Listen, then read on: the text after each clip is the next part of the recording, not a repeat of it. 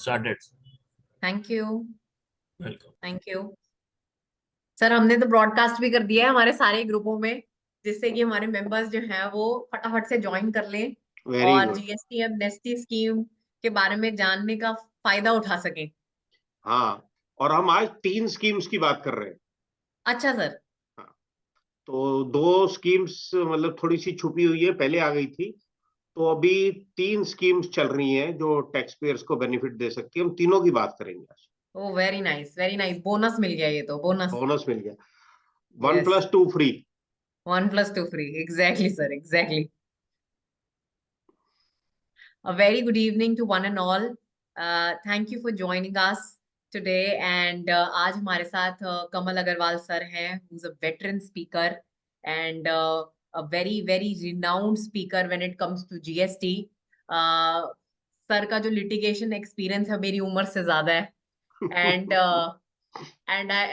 Welcome you again sir. Second time आप हमारे platform पे आए हो, मैं तो बहुत खुश हूँ आप हमारे साथ आज जुड़े हो। एंड और ये ऑफ कोर्स इसीलिए है क्योंकि हमारे पार्टिसिपेंट्स ने डिमांड किया that we want Kamal sir back, and it is our pleasure to have you back sir. Thank you Neha, pleasure is all mine. I am so happy your participants are liking me. Yes, yes, absolutely, sir, absolutely. The previous lecture also went really well. और कल भी in fact sir हमारा एक lecture था GSTR 9 and 9C पे, उसमें भी members के इतना क्वेरीज था। And I am pretty sure आज भी बहुत सारी क्वेरीज रहेंगी, because GST amnesty scheme is also one such topic जिसके अराउंड बहुत सारी क्वेश्चंस घूमते रहते हैं। To tell a little bit about voice of CA to our participants, I hope आप हमारे साथ कहीं ना कहीं जुड़े हुए हैं, वेदर इट इज फेसबुक और लिंक्डइन और टेलीग्राम और व्हाट्सएप। कहीं ना कहीं आप हमारे साथ जुड़े हुए हैं कि आपके पास हमारे लेटेस्ट अपडेट्स आते रहें। To tell you little bit about voice of CA, it was launched back in 2009 by CCM Sanjay Agarwal with his friends. And उनके फ्रेंड्स एंड को फाउंडर्स ने ये सोचा मिलके कि हमारे मेंबर्स को प्रोफेशनल अपडेट्स नहीं मिलते हैं। We were the first platform to start professional updates, and again the first platform to start webinars during COVID. Of course, seminars तो हम करते ही हैं, but yes, webinars during COVID हमने launch किया, and they are still continuing. Voice of C ऐसा कोई initiative शुरू नहीं करता जो शुरू करे और उसके बाद उसको बंद कर दे। Our initiatives go on and go on just like its legacy that has been going on since 2009. We also have an audit query group जिसमें जो अभी भी active है for GST audit queries, for TP audit queries, and it will stay active. We have a special job vacancy Facebook group also, Voice of CA job vacancy group के नाम से, जहां पर हर वीक बहुत सारी अच्छी न्यू वैकेंसीज आती हैं from small, medium, large firms, big fours, MNCs, industries, everything, everything. And कई हम लोग holistic हेल्थ प्रोग्राम्स भी करते रहते हैं। अभी पीछे हम लोगों ने एक मेडिटेशन प्रोग्राम करा था, उससे पहले हमने एक हेल्थ कैंप करा था, उससे पहले हमने एक मेंटल हेल्थ अवेयरनेस प्रोग्राम करा था। आज ही मैं 2 स्पीकर्स से बात कर रही थी उनका सेशन करने के लिए in December on the field, where they will give tips and tricks कि कैसे आप जो है वो स्मॉल स्मॉल एक्सरसाइजेस करके ड्यूरिंग द डे आप अपना दिन बेटर कर सकते हो। क्या सिंपल डाइट डाइट थिंग्स आपको फॉलो करनी चाहिए, डाइट टिप्स आपको फॉलो करने चाहिए जो कि आपकी लाइफ को बेटर बना सकते हैं। ऐसे कई होलिस्टिक वेलबींग प्रोग्राम्स भी हम लोग ऑर्गेनाइज करते रहते हैं। एंड आई होप कि जैसे आप अभी तक हमारे साथ जुड़े हुए हैं आगे भी जुड़े रहेंगे। Consultancy and of course GST, we welcome you sir. Thank you very much, Neha. Thank you, Voice of CA. And I'm really thankful to our participants for liking my lecture. Actually, अब हमारी उम्र वो हो गई है, जैसे संजय भी बोलते हैं, it is our time to give back to the profession. और हम ये चाहते हैं कि जितना भी हमने जो भी नॉलेज एक्सपीरियंस गेन किया है पिछले इतने सालों में, आई क्वालिफाइड इन 92, तो तब से अब तक जो भी एक्सपीरियंस गेन किया उसको हम अपने लोगों के साथ शेयर करें। जिस जिसको जरूरत है, जो उसका बेनिफिट उठा सकते हैं, अपनी प्रैक्टिस अच्छी कर सकते हैं, वो सब उसको फायदा उठाएं। और हम अपने क्लाइंट सर्विसिंग जो लेवल्स हैं, जो हम जिनको इश्यूज को हैंडल करते हैं, उन सब चीजों को एक अगले लेवल तक ले जा सके। और नॉलेज जो है वो जैसे सभी लोग बोलते हैं कि जितनी शेयर करो उतनी बढ़ती है, और मेरा तो पर्सनल एक्सपीरियंस है कि जितने भी वेबिनार या सेमिनार मैंने एड्रेस किए हैं, मैं समझता हूँ उसमें स्पीकर सबसे ज्यादा सीखता है, क्योंकि लोगों की क्वेरीज होती हैं, क्वेरीज से स्पीकर को नए क्वेश्चंस को एड्रेस करने का मौका मिलता है। जब सेमिनार की तैयारी करता है तब वो सब्जेक्ट को बड़ी डिटेल में पढ़ता है। तो एक्चुअल में तो वेबिनार या सेमिनार जो है वो सबसे ज्यादा तो स्पीकर को ही फायदा देता है इन टर्म्स ऑफ नॉलेज, और उसका बेनिफिट पार्टिसिपेंट्स को डेफिनेटली मिलता ही मिलता है। तो it is a win win situation for all of us. और अब इसमें जीएसटी, जैसे जीएसटी तो कंट्रोवर्सीज का भंडार है, और हर रोज इसके अंदर नई कोई अमेंडमेंट है और नई कोई कंट्रोवर्सी है। तो अगले 10-15 साल तो जीएसटी बड़ा हॉट और बड़ा रेलिवेंट टॉपिक रहने वाला है। तो इसमें जो आज अमनेस्टी स्कीम्स हैं उसके बारे में बात करेंगे। उससे पहले मैं अपनी स्लाइड शेयर कर लेता हूं।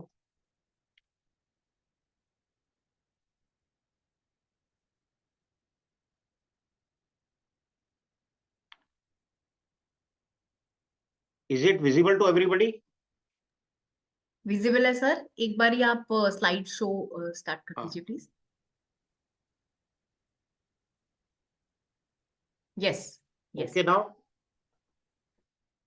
नेहा, ओके ये?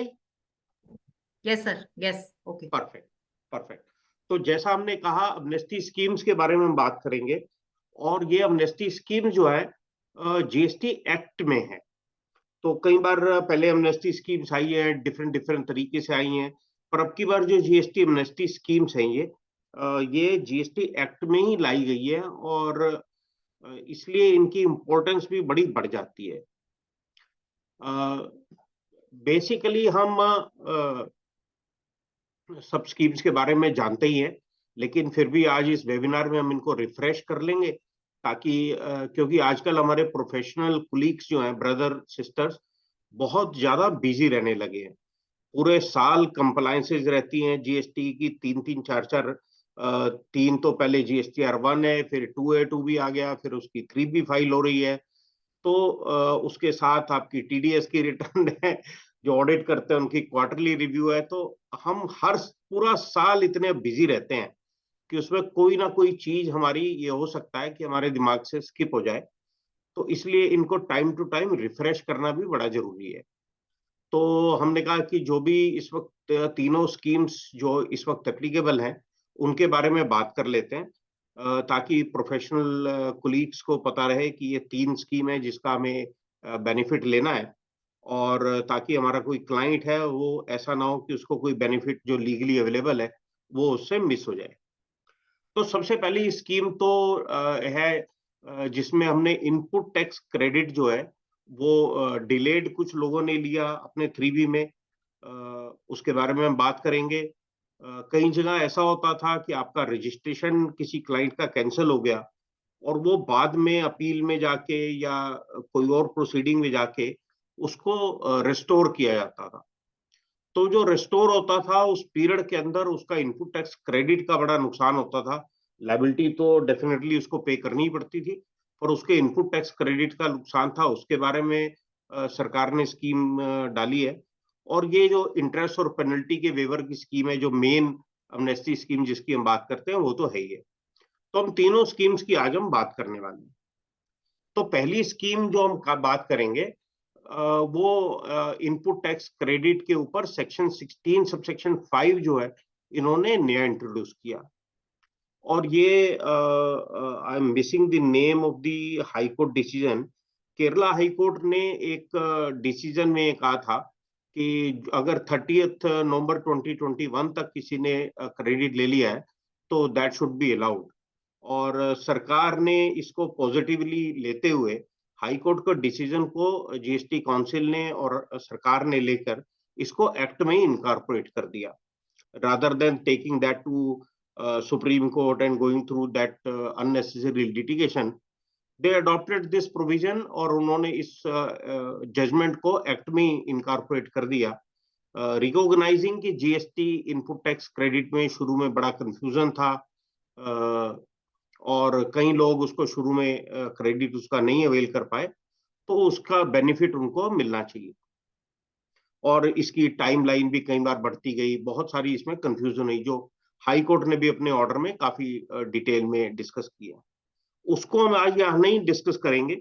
आज हम सिर्फ इतनी बात करेंगे कि अगर किसी ने आईटीसी जो है फॉर फाइनेंशियल ईयर 17-18, 18-19, 19-20 या 20-21, इसका क्रेडिट अगर उन्होंने 30 नवंबर 21 तक ले लिया, तो 17-18 का हम जानते ही हैं, ये था कि up to filing of annual return और 30th, पहले 20th अक्टूबर था, बाद में वो 30th नवंबर हो गया था। तो अगर नेक्स्ट ईयर तक आप ले लेते हो तो आपको 16(4) में वैसे ही अलाउड था। लेकिन किसी ने अगर 16(4) में नहीं लिया, उसके बाद उसने लिया है, तो अगर 17-18, 18-19, 19-20, 20-21 इसका क्रेडिट अगर आपने 30th नवंबर 21 तक भी ले लिया है, तो भी अब लॉ आपको अलाउ करता है। तो बेसिकली ये टाइम लिमिट बढ़ा दी गई। अगर आपकी लिटिगेशन किसी भी स्टेज में है, जिस स्टेज में आपकी ये लिटिगेशन है या ये इशू चला हुआ है, वो आपको कैसे इसका फायदा मिलेगा वो अभी हम बताएंगे। लेकिन ये एक 16(5) जो है प्रोविजन एक्ट में इनकॉर्पोरेट कर दिया, जिससे आपकी टाइम लिमिट लीगली आपकी एक्सटेंड हो गई। तो it is not through any circular और क्लैरिफिकेशन और any notification, it is a provision of the act. तो इसकी स्टैट्यूटरी बाइंडिंग जो है वो बहुत जबरदस्त है। और जैसे 16(4) लिमिट लगाता है, उसके साथ ही 16(4) है जो आपको रिलीफ दे रहा है। तो आपको जहां एक तरफ लिमिट लग रही है, उसी जगह पर आपको बेनिफिट भी मिल रहा है। तो ये एक स्कीम है जिसको हम डिस्कस करेंगे अभी। और दूसरी ये मैंने प्रोविजन डाल दिया, लेकिन इसको हम अगर शॉर्ट में डिस्कस करें, तो जैसे किसी का रजिस्ट्रेशन कैंसिल हो जाता था और सब्सिक्वेंटली वो रिस्टोर होता था, तो लेकिन उसकी वजह से उसकी 16(4) की टाइम लिमिट जो है वो निकल जाया करती थी। उसको इनपुट टैक्स क्रेडिट तो नहीं ले पाता, लेकिन उसकी जो टाइम टैक्सेबल सप्लाईज थी, उसके ऊपर तो उसको टैक्स देना पड़ता था। तो ये बड़ी एक अनोमली सिचुएशन थी कि आपको लायबिलिटी के ऊपर टैक्स देना है, लेकिन आपको इनपुट टैक्स क्रेडिट नहीं मिलेगा। तो इसको भी सरकार ने रिकॉग्नाइज किया, क्योंकि जीएसटी रजिस्ट्रेशन कैंसलेशन के बहुत सारे केसेस आ रहे हैं, और बहुत सारे केसेस में वो जस्टिफाइड है, बहुत सारे केसेस में नहीं है।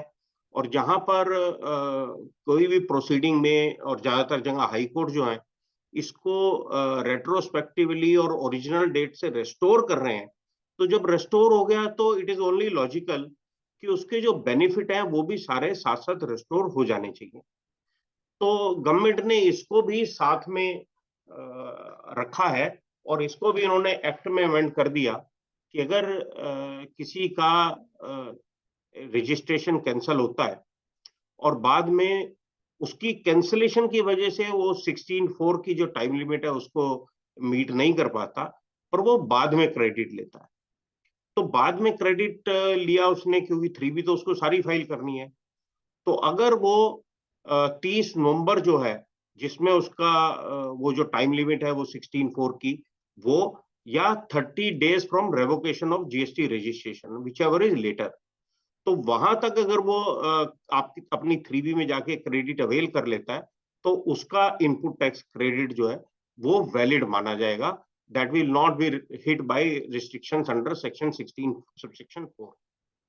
तो दो बातें हमने करी, एक 16(5) में की, जहां पर्टिकुलर फाइनेंशियल ईयर है 2021 तक, 17-18, 18-19, 19-20, 20-21, उसमें जो उन्होंने 30 नवंबर तक क्रेडिट ले लिया 21 में, वो अलाउ कर दिया।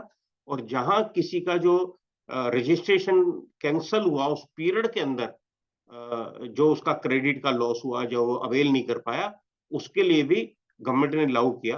तो प्रैक्टिकली जब उसका रजिस्ट्रेशन रेस्टोर होता है, उसके विद इन 30 डेज वो अपनी सारी रिटर्न फाइल करके अपना क्रेडिट को अवेल कर सकता है। तो ये दो अमनेस्टी हम कह सकते हैं, सरकार ने बेनिफिट इसको दिया है। अब इन बेनिफिट्स को आपको मिलना कैसे है?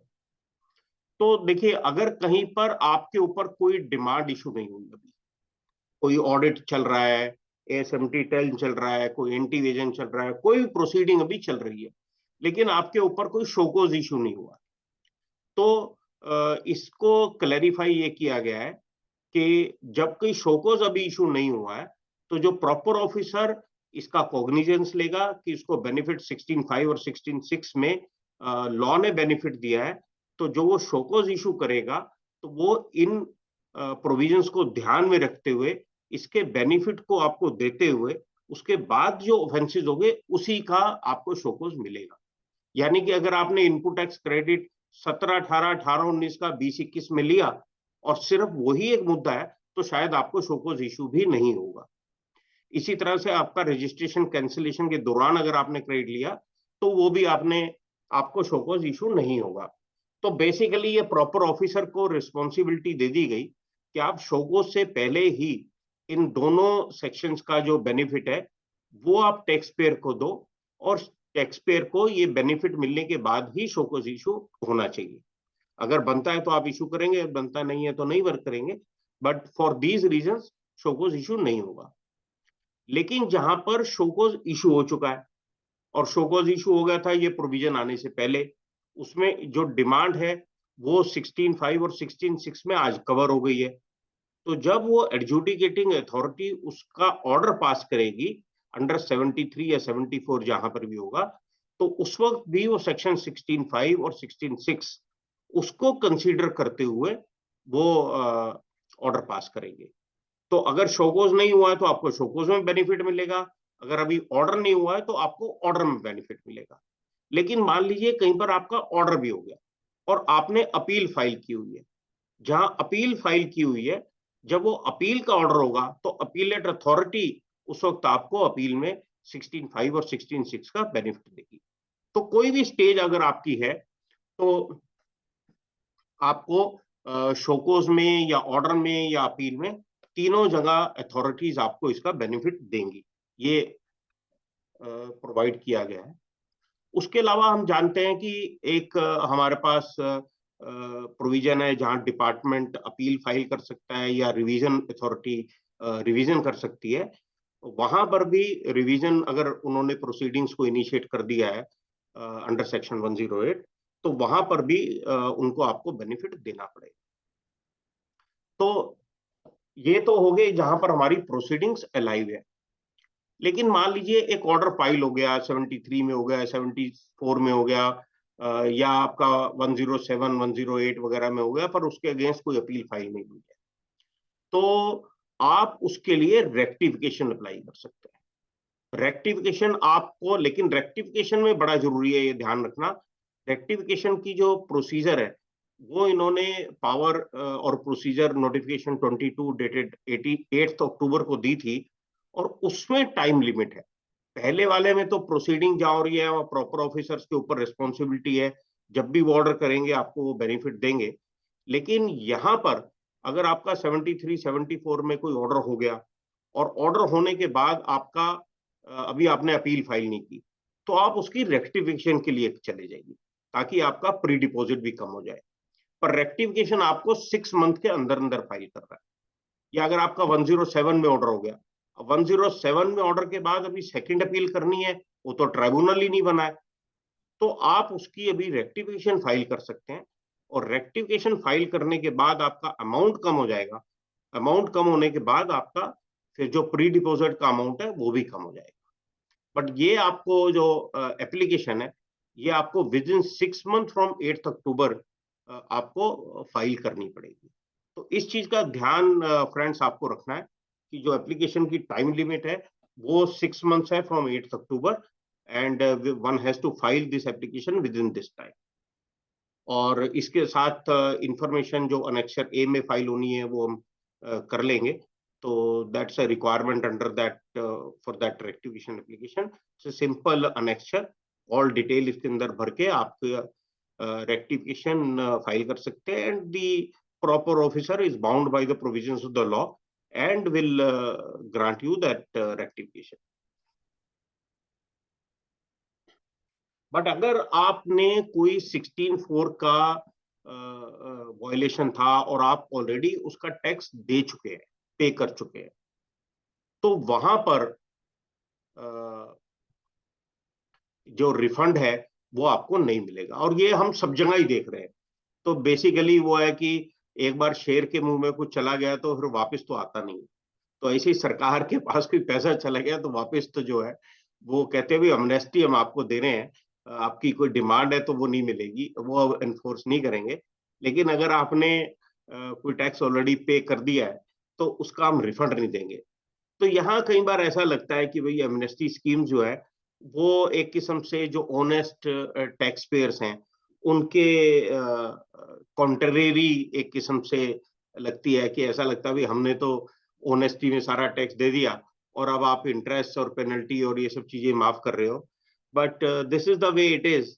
और पिछली भी एमनेस्टी स्कीम्स और इस तरह की जो वेवर स्कीम्स हैं वो आती रही हैं, इनकम टैक्स में भी और इनडायरेक्ट टैक्स में भी, जहां पर हमेशा ऐसा लगता रहा है कि ऑनेस्ट टैक्स पेयर्स को ये डेट्रीमेंटल है। But for avoidance of litigation, for reducing the litigation on account of tax, government brings these and one has to accept it. दूसरी बात ये भी है कि अगर आप ऑनेस्ट टैक्स पेयर्स हैं तो बहुत जगह जहां बीच में कोर्सिव मेजर हो जाते हैं, डिपार्टमेंट कई जगह बड़े एडवर्स एक्शन ले लेता है, अटैचमेंट ऑफ बैंक अकाउंट और इवन अरेस्ट एक्सेट्रा, उनसे आप बच जाते हैं, क्योंकि ऑनेस्टी स्कीम का तो पता नहीं वो आएगी या नहीं आएगी। And one cannot really think of कि भाई मैं तो टैक्स नहीं पे करता हूं और जब अमनेस्टी आएगी तो टैक्स पे कर देंगे, इंटरेस्ट पेनल्टी तो बच ही जाएगा। तो ऐसी अप्रोच हम नहीं ले सकते हैं, उसके बीच में हो सकता है बहुत सारा नुकसान हो जाए। तो कुछ केसेस में लेकिन जहां लिटिगेशन होती है टाइम टू टाइम ये स्कीम्स आती हैं, and then we'll kind of take this benefit for our eligible clients. So we go to the next now main scheme. और मेन स्कीम में फ्रेंड्स हमने क्या किया है कि हमने जो सेक्शन है उसको एड्रेस किया है, और इसको एड्रेस करते हुए, क्योंकि ये जो सेक्शन है 128A सेक्शन से अमनेस्टी स्कीम इंट्रोड्यूस की गई, इसके साथ रूल्स जो है वो 164A में इंट्रोड्यूस हुआ और साथ में एक सर्कुलर हुआ। तो जहां जहां पर भी इसका प्रोविजन है वो हम साथ साथ ही लेके चल रहे हैं। तो we are addressing this section, और जहां इसके ऊपर जो इशू है उसको हम साथ साथ डिस्कस करते चल रहे हैं, और जो भी क्वेश्चन आपके बचेंगे उसको फिर हम लास्ट में एड्रेस कर लेंगे। तो साथ में पढ़ते हैं भाई। The section starts with the non obstante clause. It says notwithstanding anything to the contrary contained in this act. तो नॉन ऑब्स्टेंटी क्लॉज को हम अच्छी तरह से जानते ही हैं कि जहां पर ऐसी क्लॉज है तो वो ये बताती है कि भाई ये प्रोविजन जो है वो कोई भी प्रोविजन हमारा एक्ट में होगा कॉन्ट्रेरी प्रोविजन, उसके ऊपर प्रिवेल करेगा। तो हमारा अगर 73, 74 या कोई भी प्रोविजन 75 अगर कॉन्ट्रेरी है तो provision of 128A would prevail over that. तो that's the first starting of this section. Then we say where any amount of tax is payable by a person chargeable with tax. तो यहाँ पर friends जब ये provision आया तो इसमें एक कंट्रोवर्सी उठी कि it says where any amount of tax is payable ना। तो क्वेश्चन ये है कि कई जगह तो भाई डीजीजीआई वाले और एंटी वेजन वाले आपको फोर्स करके पूरा टैक्स पे करा लेते हैं। कई जगह कोई ऐसी कंट्रोवर्सी थी जिन केसेस में लोगों ने टैक्स पूरा जमा करा दिया और इंटरेस्ट और पेनल्टी की लड़ाई लड़ रहे हैं। तो टैक्स इस पेबल का मतलब क्या है? Whether tax should actually be payable today, मतलब टैक्स पेंडिंग होना चाहिए, या टैक्स पेबल था, हमने जमा कर दिया पर टैक्स तो पेबल था और वो प्रोसीडिंग मेरी चल रही है, तो मैंने चाहे टैक्स को पे कर दिया, अंडर प्रोटेस्ट कर दिया या विदाउट प्रोटेस्ट कर दिया, बट मेरी इंटरेस्ट और पेनल्टी की लड़ाई चल रही है अभी।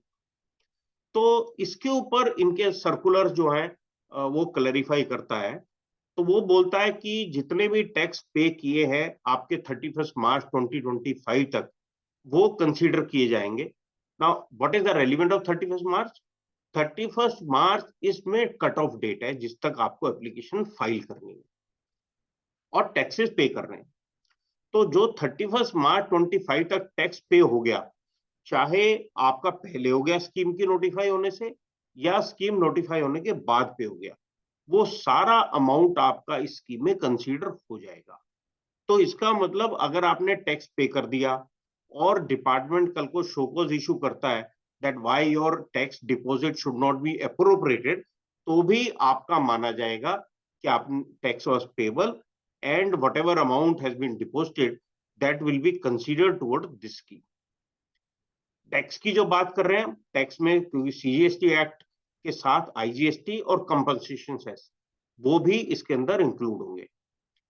कई जगह ऐसा देखा हमने कि जीएसटी अथॉरिटीज प्रोविजंस को इन्वोक करके बैंक अकाउंट अटैच कर लेती हैं, कई जगह मेरे डेटर्स को लेटर लिख के उनसे पैसे रिकवर कर लेती हैं। तो अगर उन्होंने किसी और से भी पैसा कोई रिकवर कर लिया मेरे ब्याह पे, तो वो पैसा भी इसके अंदर कंसीडर हो जाएगा। Only condition is that tax should have been paid और recovered by 31 March 2025 unless this date is extended by the government. This date stands today. So 31 March 2025 तक जो भी पैसा पे कर दिया या on my account recover कर लिया गया, that would be considered for this scheme. Now moving forward, किसके ऊपर यह स्कीम लागू है? देखो इन्होंने कहा है notice issued under subsection 1 of 73। तो 73(1) का सेक्शन हम जानते हैं, हमारे पास नोटिस के लिए दो सेक्शन है, 73 और 74। 73 में वो प्रोविजन से वो नोटिस होते हैं जहां पर फ्रॉड, सप्रेशन या विलफुल मिसस्टेटमेंट का एलिगेशन नहीं होता है, और 74 में जहां पर फ्रॉड, सप्रेशन या विलफुल मिसस्टेटमेंट का एलिगेशन होता है, वो नोटिस 74 में इशू किए जाए होते हैं। तो ये जो स्कीम है ये सिर्फ 73 के नोटिस को कवर करती है, 74 के नोटिस को कवर नहीं करती है। 74 के नोटिस को कैसे कवर करेगी अभी हम उसके बारे में बात करेंगे, बट 73 में जो नोटिस इशू हुआ, 73(1) में नोटिस इशू होता है, या अगर उसी पॉइंट पे आपके सब्सिक्वेंट ईयर्स है तो 73(3) में एक स्टेटमेंट इशू होती है, जिसमें वो पूरा शो को उसकी कहानी नहीं लिखते, लेकिन सिर्फ कहते हैं ग्राउंड्स वही हैं, एलिगेशंस वही हैं, सिर्फ अमाउंट हमने इस साल का ले लिया। तो अगर कोई शोकॉज इशू हो गया 73(1) में या कोई स्टेटमेंट इशू होगी 73(3) में, पर कोई ऑर्डर पास नहीं हुआ, तो वो इसके अंदर कवर हो जाएगा। अगर कोई ऑर्डर पास हो गया, मान लीजिए 73(9) में पास हो गया, पर अपील का कोई ऑर्डर नहीं हुआ है, तो जैसे किसी के अगेंस्ट ऑर्डर आ गया और ऑर्डर आने के बाद एडजुडिकेशन ऑर्डर भी हो गया, लेकिन अभी अपील का कोई ऑर्डर नहीं हुआ, उसने अपील फाइल की है या सरकार ने रिवीजन करी है, अब कोई भी अपील या रिवीजन का ऑर्डर पास नहीं हुआ है, तो वो भी स्कीम कवर हो जाएगी। अब इसमें ये जरूरी नहीं है कि आपने अपील फाइल ही करी हो, ये हो सकता है एम्बिग्यूटी हो, लेकिन आज जो प्रोविजन है वो बोलते हैं where no order under subsection 11 of section 107, जो हमारी अपील का सेक्शन है, उसके अंदर कोई ऑर्डर पास नहीं हुआ है, तो यहां रिक्वायरमेंट नहीं है कि उसने अपील फाइल कर रखी है, हम कह रहे हैं कि उसने ऑर्डर पास नहीं हुआ। तो अगर अपील फाइल नहीं की तो भी ऑर्डर पास नहीं हुआ, और अपील फाइल की तो ऑर्डर पास नहीं हुआ, अभी अपील पेंडिंग है। तो मेरी अंडरस्टैंडिंग एज ऑन डेट ये है कि इसके अंदर अपील आपने एक्चुअल में फाइल की है उसकी कोई रिक्वायरमेंट नहीं है। तो अगर आपका एडजुडिकेशन ऑर्डर आ गया और आपकी अपील की टाइम लिमिट निकल गई, लेकिन आपका ऑर्डर और नोटिस 73 में था, तो आप इंटरेस्ट और पेनल्टी से बच सकते हैं इस केस में, अगर आपने अपील फाइल नहीं की है तो भी, और अपील फाइल की है और अपील का ऑर्डर नहीं आया तो आप बच ही सकते हैं। पर जहां अपील फाइल हो गई वहां क्या होगा, अगर अपील फाइल हो गई तो उसके बाद अगला ऑर्डर नहीं आए, अगला ऑर्डर तो अभी आ ही नहीं सकता, क्योंकि फर्स्ट अपील के बाद आप कहां जाएंगे, आप जीएसटी ट्राइब्यूनल जाएंगे। जीएसटी ट्राइब्यूनल का तो ट्राइब्यूनल के चेयरमैन को शायद पता हो कब आएगा, अभी हमें तो पता नहीं। तो जीएसटी ट्राइब्यूनल बना ही नहीं है, तो वहां पर क्वेश्चन ऑफ फाइलिंग अपील और passing an order does not rise, तो वो क्लियरली वो पेंडिंग है ही। तो आपका शोकॉज आ गया तो भी आप जा सकते हैं, शोकॉज के बाद ऑर्डर आ गया तो भी आप जा सकते हैं। आपने अपील फाइल नहीं की, अपील का टाइम लिमिट चला गया, तो भी आप जा सकते हैं। अपील फाइल कर दी पर ऑर्डर नहीं आया, तो भी आप जा सकते हैं। अपील का ऑर्डर आ गया, उसके बाद भी जा सकते हैं, क्योंकि उससे आगे तो आप अपील कर ही नहीं सकते थे। हाँ, अपील के बाद आप हाई कोर्ट चले गए, हाई कोर्ट में आपकी कोई पिटीशन पेंडिंग है, तो भी आप इसमें जा सकते हैं। हालांकि सेक्शन बड़ा क्लियरली इसको नहीं बात करता, लेकिन जो इसकी क्लैरिफिकेशंस है, जो इसकी रूल्स हैं, उससे हमें पता लगता है कि आप हाई कोर्ट में, अगर आप सुप्रीम कोर्ट में गए हैं, तो भी आप इस प्रोविजन में शेल्टर ले सकते हैं। तो ये तो बात हमने कर ली कौन कौन से ऑर्डर इसके अंदर कवर होंगे। अब बात है कि आपकी डिमांड किस पीरियड की होनी चाहिए। तो अब ये पता नहीं, बीच में भी जो हमने देखा 16(5) में उन्होंने कुछ जो टैक्स पीरियड है वही कवर किए। यहां पर भी 1 जुलाई 17 से लेके 31 मार्च 20 तक ही प्रोविजन इन्होंने कवर किया है। ऐसा नहीं किया भाई अप टू डेट जो है उसको आप सारा वो कर लो। तो इन्होंने यही कहा कि जो 1 जुलाई 17 से लेके 31 मार्च 20 तक की पीरियड है, वही पीरियड हम इसमें 128 में कवर करेंगे। अब this is choice of the government. आप आर्गू कर सकते हो ये बाद को भी देना चाहिए था, जब आप झगड़ा निपटा रहे थे तो सारा ही निपटा देते। तो all that we can talk about. और रिप्रेजेंटेशन हम इसके ऊपर कर सकते हैं कि भाई आप बेनिफिट खाली एक पीरियड को क्यों दे रहे हो, जब आप टैक्स में और जीएसटी में इतना कंफ्यूजन रहा है, तो आप लिटिगेशन जब खत्म करनी है तो फिर अप टू डेट ही कर दो। तो all that representation can go to the government, and government will consider probably, but as on date जो प्रोविजन है वो आपका 1 जुलाई 17 से 31 मार्च 20 तक को ही कवर करता है। अब क्वेश्चन ये है कि आपका नोटिस जो है, कई बार नोटिस तो 5 साल का देते हैं, आपका जुलाई से लेके 22 तक का आपको नोटिस दे दिया, तो फिर क्या आप नहीं जा सकते हो? नोटिस भी एक है, ऑर्डर भी एक है, अपील का ऑर्डर आ गया तो वो भी एक ही ऑर्डर है, आपके मल्टीपल ऑर्डर नहीं है, तो फिर आप क्या कर सकते हो? तो इसमें इन्होंने कहा है कि आप जा तो सकते हो अपील में इस स्कीम के अंदर। अगर आपका 22 तक का पीरियड है तो आप स्कीम में जा सकते हो, लेकिन आपको जो स्कीम का बेनिफिट है वो इसी पीरियड का मिलेगा जो 1 जुलाई 17 से 31 मार्च 20 का है।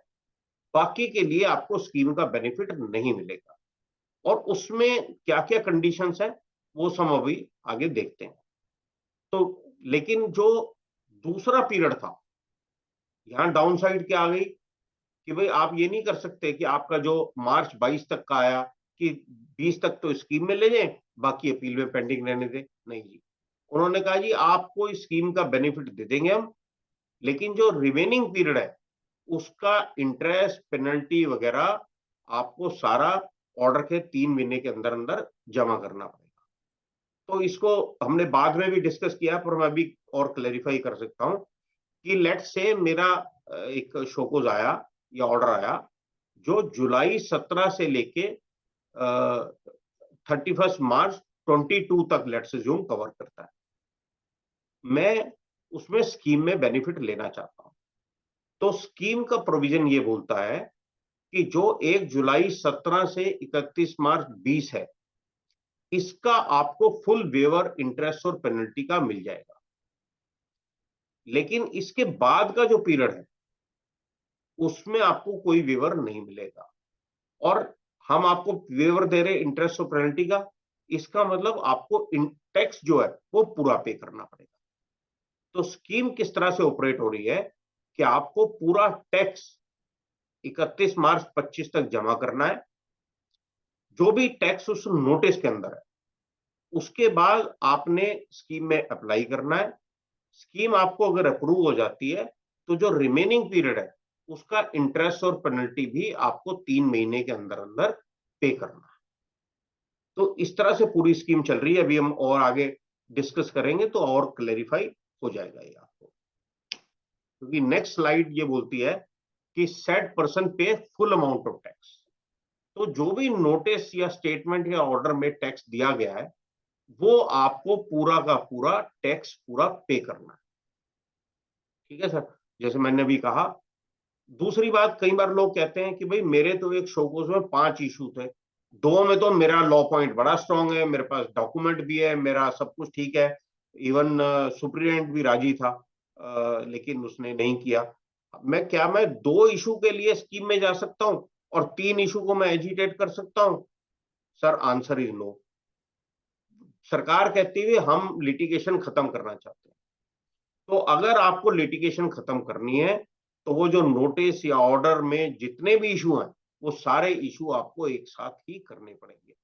ऐसा नहीं कर सकते कि आप एक ऑर्डर में आप बेनिफिट आपको एक पार्ट का मिल रहा है लेकिन इश्यूज आपके सारे कवर होंगे, आपको फुल अमाउंट ऑफ टैक्स देना पड़ेगा और आपको इंटरेस्ट और पेनल्टी का वेवर एक पर्टिकुलर पीरियड का मिल गया, उसके अलावा आपको इंटरेस्ट और पेनल्टी भी पे करना पड़ेगा। तो आप पार्शियल बेनिफिट इसके अंदर नहीं ले सकते, पिक एंड चूज नहीं ले सकते। लेकिन इसमें भी जो जैसे मैंने बात करी 16.5 और 16.6 के जो बेनिफिट हैं वो आपको इसमें मिलेंगे। तो कैसे, आप पहले अमाउंट देखिए, उसमें से कोई 16.5 या 16.6 का जो अमाउंट है वो घटा दीजिए, उस घटाने के बाद जो पूरा अमाउंट ऑफ टैक्स है वो टैक्स आपको पे करना है और उसके बाद आप स्कीम में अप्लाई कर सकते हैं। लेकिन कोई आईटीसी का अगर आपका हो था, फेक इनवॉइस का था, कुछ और मुद्दा था, उसके लिए 16.5 और 16.6 एप्लीकेबल नहीं है। 16.5 और 16.6 जो है वो सिर्फ डिले और पीरियड ड्यूरिंग कैंसिलेशन के लिए है। 16 सेक्शन का कोई भी और एलिगेशन है तो वो उन प्रोविजंस में कवर नहीं होगा। तो उसका मतलब जब आप डिमांड कैलकुलेट कर रहे हैं तो वो अमाउंट भी आप इसके अंदर कंसीडर नहीं कर सकते। पर अगर आपने 16.5 और 16.6 को कंसीडर करके इस स्कीम में अप्लाई कर दिया तो फिर आपको रेक्टिफिकेशन फाइल करने की जरूरत नहीं है, जैसे हमने पहले कहा था। तो आप रेक्टिफिकेशन फाइल करने की जरूरत नहीं है, इसी स्कीम के अंदर एक किस्म से आपकी ऑटोमेटिक रेक्टिफिकेशन हो जाएगी। ठीक है सर। अब आपको कैसे इसमें पे करना है, कैसे इसमें फाइल करना है। तो 8 अक्टूबर 2024 को ये भी नोटिफिकेशन इशू हुई थी जिसमें उन्होंने कहा है कि 31 मार्च 2025 जो है वो तो नोटिस और स्टेटमेंट या ऑर्डर के लिए डेट है और एक 6 मंथ डेट है from the date of redetermination order. Redetermination order की हम बात अभी करेंगे एक दो स्लाइड के बाद।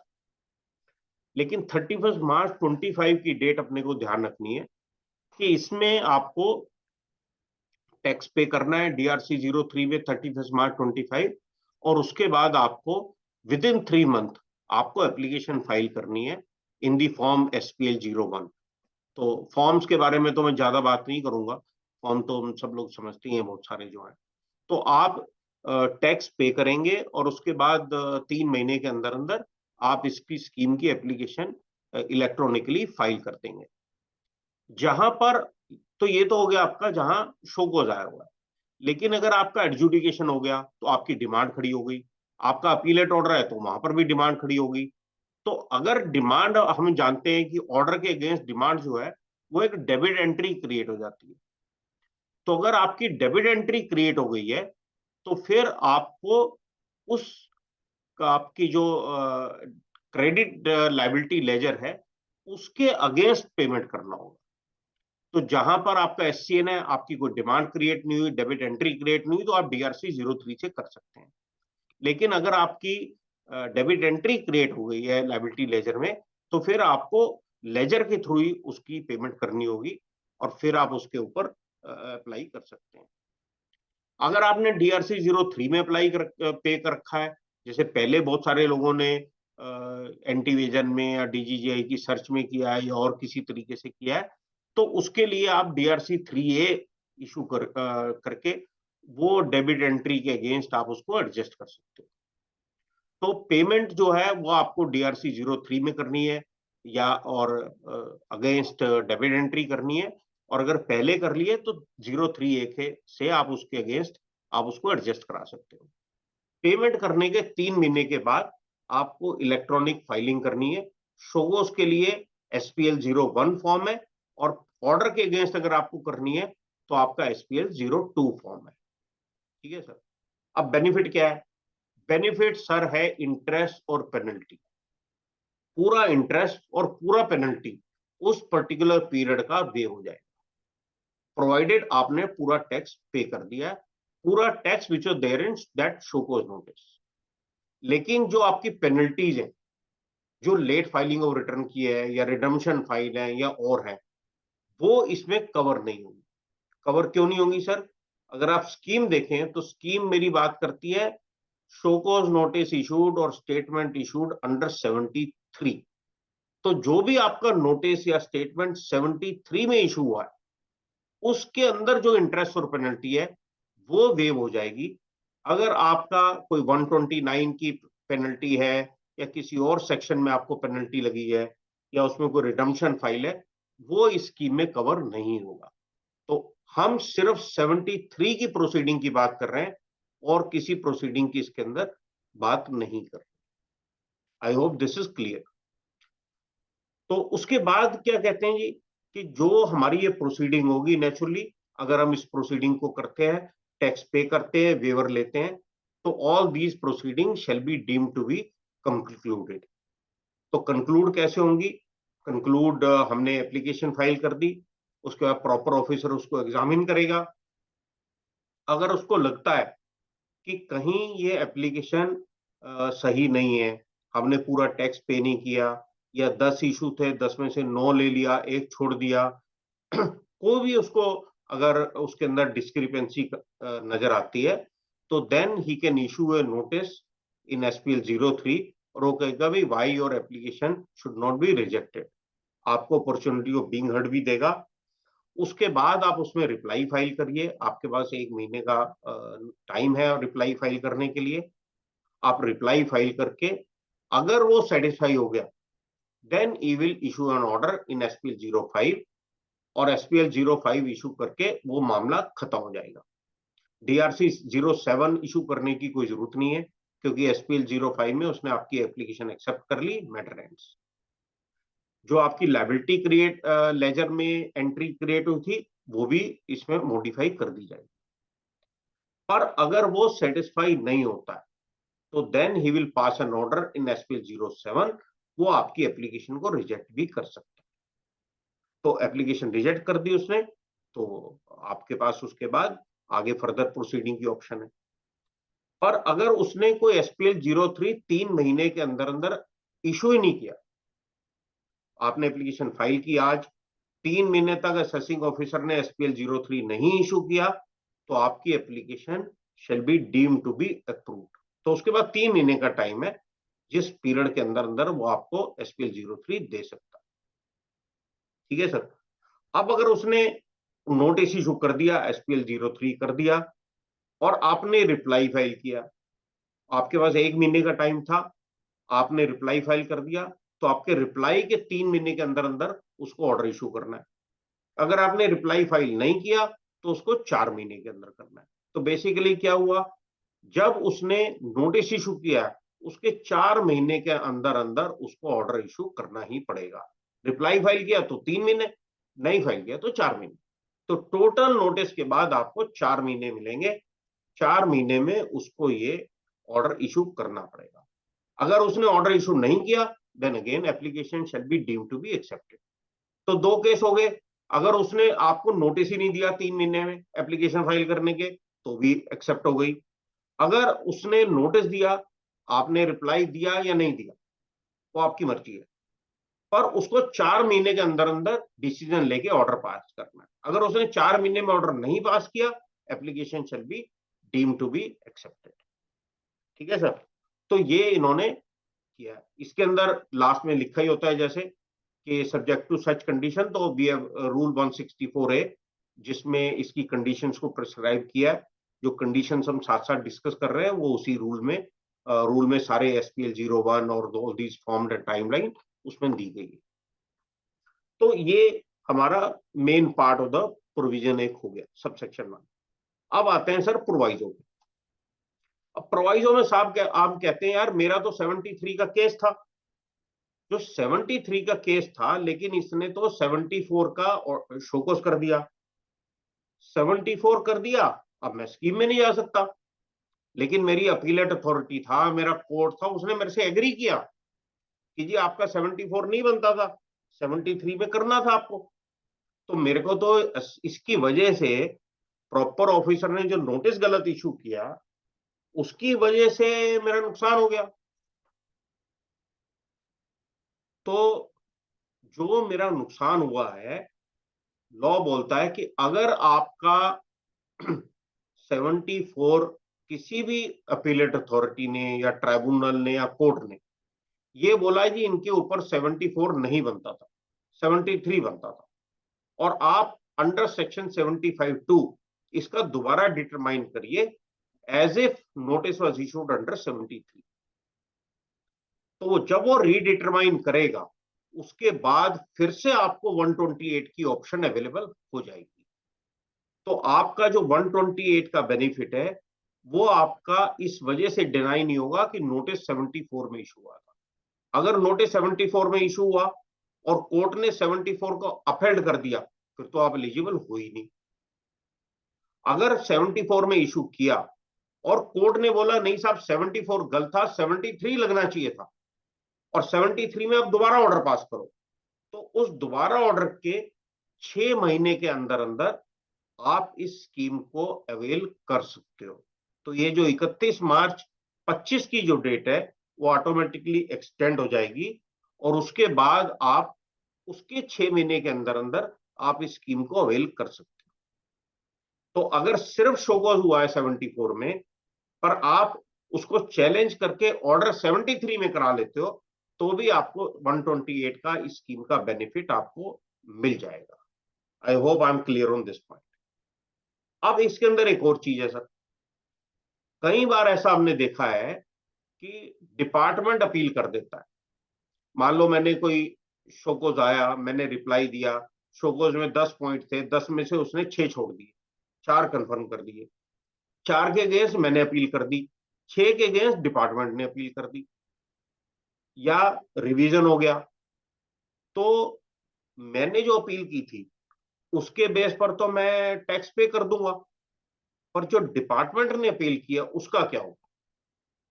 तो 128 का second proviso to subsection 1 says कि अगर tax payable is enhanced in appeal file by revenue, जो सरकार ने अपील फाइल करी है उसमें अगर टैक्स पेबल एनहांस हो गया तो वो एनहांस्ड अमाउंट भी आपको विद इन 3 मंथ पे करना पड़ेगा। तो आपकी जो लिटिगेशन थी उसमें तो आप टैक्स पे कर दोगे, लेकिन सरकार ने जो लिटिगेशन की थी जहां आपका ड्रॉप हो चुका था उसमें अगर आपके अगेंस्ट कोई बाद में भी ऑर्डर आता है तो वो ऑर्डर भी आपको विद इन 3 मंथ आपको उसका पे करना पड़ेगा। अगर आप वो पे नहीं करते हो तो ये सारी प्रोसीडिंग्स जो हैं वो आपकी वॉइड हो जाएंगी। तो this has to be very clear कि जब आप स्कीम को इवेल्युएट कर रहे हो तो आपको पता होना चाहिए कि इसमें डिपार्टमेंट की कोई अपील तो नहीं है। अगर डिपार्टमेंट की अपील है तो उसमें कल को वो एनहांस भी हो सकता है और वो अमाउंट भी आपको पे करना पड़ सकता है। ठीक है सर, बड़ा क्लियर है। अगर आपने इंटरेस्ट पेनल्टी पे कर दिया तो आपको रिफंड नहीं मिलेगा, तो वो तो क्लियर है जी, अपने को पता ही है, सरकार को पैसा जो चला गया वो चला गया। ठीक है जी, इंटरेस्ट पेनल्टी तो वाकई वापस नहीं मिलेगा, तो वो एक क्लियर है। दूसरा सबसेक्शन 2 ये बोलता है कि जहां पर डिमांड जो है वो इरोनियस रिफंड के लिए, कि आपने रिफंड गलत क्लेम कर दिया, वहां पर भी ये स्कीम एप्लीकेबल नहीं है। मतलब क्लेम नहीं, आपको मिल गया, तो जहां पर आपने रिफंड फाइल किया और रिफंड आपको मिल गया लेकिन उसके बाद गवर्नमेंट ने शोकॉज दिया अंडर 73, जहां पर आपको कहा कि the refund was erroneously granted, उस केस में भी ये स्कीम लागू नहीं होगी।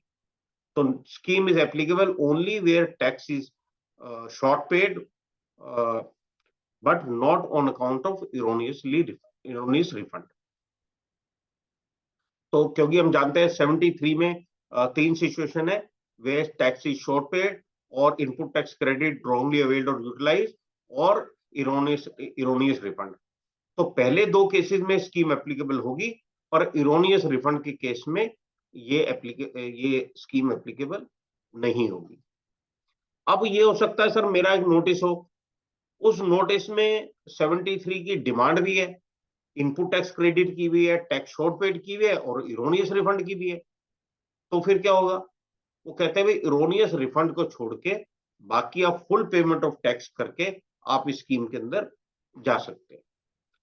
इरोनियस रिफंड का लेकिन आपको वहां पर फिर पैसा देना पड़ेगा, बिकॉज गवर्नमेंट से you to pay full tax as per the notice. तो जहां पर इरोनियस रिफंड का मैटर भी आपके नोटिस में है, one has to be very very careful whether to go in this scheme or not। तो ये इरोनियस रिफंड के ऊपर बात हुई। अब सर आते हैं, हमने जो अपील फाइल कर दी, भाई लॉ बोल रहा है कि आपने अपील फाइल कर रखी है, आपने रिट पिटीशन डाल रखी है हाई कोर्ट में, आपने एसएलपी डाल रखी है सुप्रीम कोर्ट में, तो आपको वो सारी अपील या रिट या एसएलपी आपको विड्रॉ करनी पड़ेगी इस एप्लीकेशन को फाइल करने से पहले। अगर आप इस स्कीम में आना चाहते हो तो भाई साहब आप वो दरवाजा छोड़ दो, वो दरवाजे से वापस आ जाओ और फिर आप मेरे द्वार पे आ जाओ। तो आपने कहा भाई वहां भी अब चलता रहेगा, यहाँ भी चलता रहेगा, जो ज्यादा फायदा है उससे कर लेंगे, ऐसा नहीं। तो आप वहां पर आप विड्रॉ करिए और आप यहाँ पर आ जाइए। अब अगर हमने वहां, आपका क्वेश्चन ही हो सकता है कि जी मैं विड्रॉ कर लूं और विड्रॉ करने के बाद ये मेरे को स्कीम में भी रिजेक्ट कर दें, तो क्या होगा? तो उसमें दो सिचुएशन।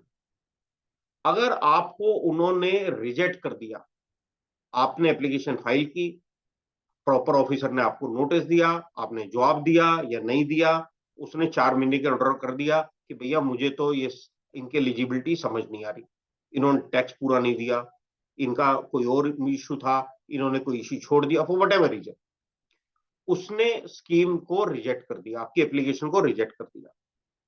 अब अगर आपकी एप्लीकेशन रिजेक्ट हो गई तो आप उस रिजेक्शन ऑर्डर के अगेंस्ट अपील फाइल कर सकते हैं। उस केस में आपकी जो ओरिजिनल ऑर्डर था उसकी मेरिट डिस्कस नहीं होगी, सिर्फ एलिजिबिलिटी ऑफ स्कीम डिस्कस होगी। लेकिन आपने अपील फाइल की और अपील रिजेक्ट हो गई, या आपने अपील ही फाइल नहीं की रिजेक्शन ऑर्डर के केस, तो आपको जो ओरिजिनल अपील थी या जो रिट थी या जो एसएलपी थी वो रिस्टोर हो जाएगी। तो आप स्कीम में गए, आपने अप्लाई किया, आपने अपील विड्रॉ कर ली, आप स्कीम में गए, स्कीम रिजेक्ट हो गई, तो आपकी ओरिजिनल अपील या रिट या एसएलपी रेस्टोर हो जाएगी। और इसमें डाउन साइड क्या है फ्रेंड्स? आप कहोगे भैया स्कीम में चले जाओ, नहीं हुआ तो हम बैक टू स्क्वायर वन वापिस आ जाएंगे, उससे क्या होगा? सर आप अपील डालोगे 10% या 20% प्री डिपॉजिट पे, स्कीम में आने के लिए आपको 100% देना पड़ेगा। और जब आपकी अपील रिस्टोर होगी तो जो आपने एडिशनल अमाउंट दिया है वो आपको वापस थोड़ी मिलेगा, वो तो जब आप अपील अगर जीतोगे तब मिलेगा, अदरवाइज तो वो चला गया, आपका कैश फ्लो उस वक्त ब्लॉक हो गया। तो बड़ा केयरफुल आपको देखना है कि आपके अपील के क्या चांसेस हैं, आपको वहां जाना है, आपकी कैश फ्लो सिचुएशन क्या है, और उसके बाद ही आपको कंसीडर करना चाहिए कि ये अपील जो है आपके लिए बेनिफिशियल है, ये स्कीम आपके लिए बेनिफिशियल है, ये स्कीम आपके लिए डिट्रीमेंटल। कई जगह हम अभी काफी केसेस में लड़ रहे हैं जहां हम ऑलरेडी टैक्स पूरा पे कर चुके हैं, लेकिन because of the confusion in law, because the demand was raised because of a subsequent supreme court decision, हमने इंटरेस्ट और पेनल्टी पे नहीं किया, तो वहां पर हम टैक्स पे कर चुके हैं। हम अपील में जाएंगे तो भी मेरा पूरा टैक्स पे है, स्कीम में भी पूरा टैक्स पे करना है। मैं जैसे ये नोटिफाई होती है, फॉर्म आते हैं, इमीडिएटली आई विल फाइल, और फाइल करके उसके बाद then because I have already paid tax, पर जहां पर मैंने सिर्फ 10% प्री डिपॉजिट दिया है वहां मुझे देखना पड़ेगा, अगर मेरी अपील मजबूत है और मुझे अपील जीतने में मैं कॉन्फिडेंट हूं, तो तब मेरी वैसे भी इंटरेस्ट पेनल्टी वेव हो जाएगी, तो फिर मुझे स्कीम की क्या जरूरत है? तो स्कीम को लेने का फैसला भी बड़ा केयरफुल होना चाहिए। सारी सिचुएशंस को आप कंसीडर करने के बाद ही आप डिसाइड करें कि आपको किस केस को स्कीम में लेके जाना है, किस केस को स्कीम में नहीं लेके जाना। किसी पर्टिकुलर असेसी के 10 इशू हो सकते हैं, हो सकता है आपको 2 बेनिफिट लगे स्कीम के अंदर, 8 ना लगे। तो आपको इस स्कीम के अंदर जाने के लिए बड़ा केयरफुल रहना चाहिए और उसके बाद आप इसको अप्लाई कर सकते हैं। इसमें ऑर्डर कौन पास करेगा? ऑर्डर जो आपका प्रॉपर ऑफिसर है वो पास करेगा, और अगर एडजुडिकेशन ऑर्डर, अपीलेट ऑर्डर है, जो ऑर्डर ऑफिसर जो रिकवरी प्रोसीडिंग इनिशिएट कर सकता है, जनरली वो भी आपका प्रॉपर ऑफिसर ही है, वो ही पास करेगा। तो it doesn't matter for us कि कौन पास करेगा। अब क्वेश्चन ये है कि इंटरेस्ट और पेनल्टी जो ऑलरेडी पे कर चुके हैं, अब आपको साहब मैंने इंटरेस्ट और पेनल्टी पे किया था और मैंने 20% टैक्स पे किया था, तो जो मेरे इंटरेस्ट पेनल्टी पे किया था उसको आप मेरे टैक्स के अगेंस्ट एडजस्ट कर लो। सर नहीं, जो आपने टैक्स पे किया है उसी को हम टैक्स और पेनल्टी में, टैक्स में एडजस्ट करेंगे। अगर आपने कोई अमाउंट एज इंटरेस्ट और पेनल्टी पे किया है, वो आपके टैक्स के अगेंस्ट आपका एडजस्ट नहीं होगा। दूसरा, आपने कोई सेल्फ असेस्ड लायबिलिटी थी, आपने जीएसटीआर 1 तो डाल दिया, उसके अंदर लायबिलिटी डिक्लेयर कर दी, 3B फाइल नहीं की, या 3B में शॉर्ट पेमेंट है, तो आपकी सेल्फ असेस्ड लायबिलिटी है। उसके लिए तो गवर्नमेंट को 73, 74 देने की जरूरत नहीं है, वो तो सीधा 74(5) में आपका रिकवरी हो सकता है। या आपकी डिलेड फाइलिंग ऑफ रिटर्न है, आपने को टर्न सप्लाई नहीं दिखाई, तो वो सारी सिचुएशन भी इसके अंदर कवर नहीं होंगी।